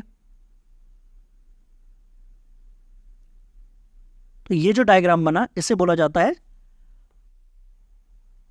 मोर देन टाइप ओजाइव। क्या बोला जाता है, मोर देन टाइप ओजाइव। और यहां पर भी हम मीडियन को कैलकुलेट कर सकते हैं, कैसे, वही n/2 से। तो n/2 क्या आएगा, तो यहां पर भी n की वैल्यू 53 है, तो 26.5, और वो आएगा यहां पर। तो यहां से देखिए हॉरिजॉन्टल लाइन डाली, तो यहां पर आई, और यहां से एक्स एक्सिस पर लाइन डाली, तो ये जो पॉइंट आया यहीं पर होगा मीडियन। वही 60 से 70 के बीच में आया, तो पॉइंट वही आया है। तो आप समझ गए डायग्राम कैसा बनता है। मोर देन टाइप ओजाइव का डायग्राम बनता है ऊपर से नीचे की तरफ, और लेस देन टाइप का नीचे से ऊपर की तरफ। अब यहां पर यदि हम दोनों डायग्राम को एक ही ग्राफ पर बनाएं तो कैसे बनेगा। जैसे ये डायग्राम किसका है, ये डायग्राम है लेस देन टाइप का। यदि यहीं पर हम मोर देन टाइप ये वाला ग्राफ बनाएं तो कैसे बनेगा। तो यहां पर मैं रफ डायग्राम बना रहा हूं, इस तरीके से बनेगा, ये इस पॉइंट से होकर गुजरेगा। तो दोनों ग्राफ जो है वो इस पॉइंट पर एक दूसरे को इंटरसेक्ट करेंगे। यदि आपको इस पॉइंट के कोऑर्डिनेट दे दिए जाएं, जैसे मान लीजिए आपसे बोला है कि इस पॉइंट के कोऑर्डिनेट है ए और बी। कोऑर्डिनेट्स क्या है, ए और बी। इसका क्या मतलब है कि इस पॉइंट तक आने के लिए एक्स एक्सिस पे चले हैं ए और वाई एक्सिस पे चले हैं बी, यही मतलब है। और ये जो दूरी है, ये हमने जो ए दूरी चली है, ये क्या है, तो यही तो मीडियन है। तो इस कोऑर्डिनेट्स में जो ए होता है उसे हम बोलते हैं मीडियन। तो क्वेश्चन इस टाइप का आता है, किस टाइप का, कि आपसे बोला है कि लेस देन टाइप और मोर देन टाइप, इनका जो इंटरसेक्टिंग पॉइंट है वो है ये, तो इनमें से कौन सा पॉइंट सही है। तो ये जो नंबर है ये बताता है मीडियन को। तो मीडियन क्या हो जाएगा, मीडियन हो जाएगा 29.6। कौन सा ऑप्शन, ऑप्शन नंबर ए। आया समझ। तो इस तरीके से क्वेश्चंस पूछे जा सकते हैं। ठीक, सेकंड क्वेश्चन क्या बोल रहा है कि लेस देन टाइप और मोर देन टाइप का जो इंटरसेक्टिंग पॉइंट है उसका एब्सिसा क्या होगा। एब्सिसा मतलब एक्स एक्सिस की बात कर रहे हैं। तो एक्स एक्सिस क्या बताता है, वो बताता है मीडियन, ऑप्शन नंबर ई। ठीक है, तो यहां पर आपका पूरा क्लियर हो गया होगा कि लेस देन ओजाइव और मोर देन ओजाइव क्या होता है और इसका डायग्राम कैसे बनता है। ठीक, तो ये लास्ट क्वेश्चन कर लो। इसमें भी हमें इंटरसेक्टिंग पॉइंट दिया हुआ है लेस देन टाइप ओजाइव का और मोर देन टाइप ओजाइव का। तो मीडियन क्या होगा, हमसे मीडियन पूछा है, मीडियन होगा 20.5, ऑप्शन नंबर सी। ठीक, तो इसी के साथ हमने स्टैटिस्टिक्स पूरी तरीके से कंप्लीट कर लिया है। जितने क्वेश्चंस आपके एग्जाम में बन सकते हैं वो भी किए हैं और जो बने हैं वो भी किए। ठीक है, इसके अलावा आपको और कुछ नहीं पढ़ना है। यहाँ पर हमने बहुत अच्छे से कवर कर लिया है स्टैटिस्टिक्स को। तो आपको अब सिर्फ नोट्स अच्छे से बनाना है और रिवीजन करना है बार बार। ठीक है, तो हम मिलते हैं नेक्स्ट वीडियो में किसी नए टॉपिक के साथ। तब तक के लिए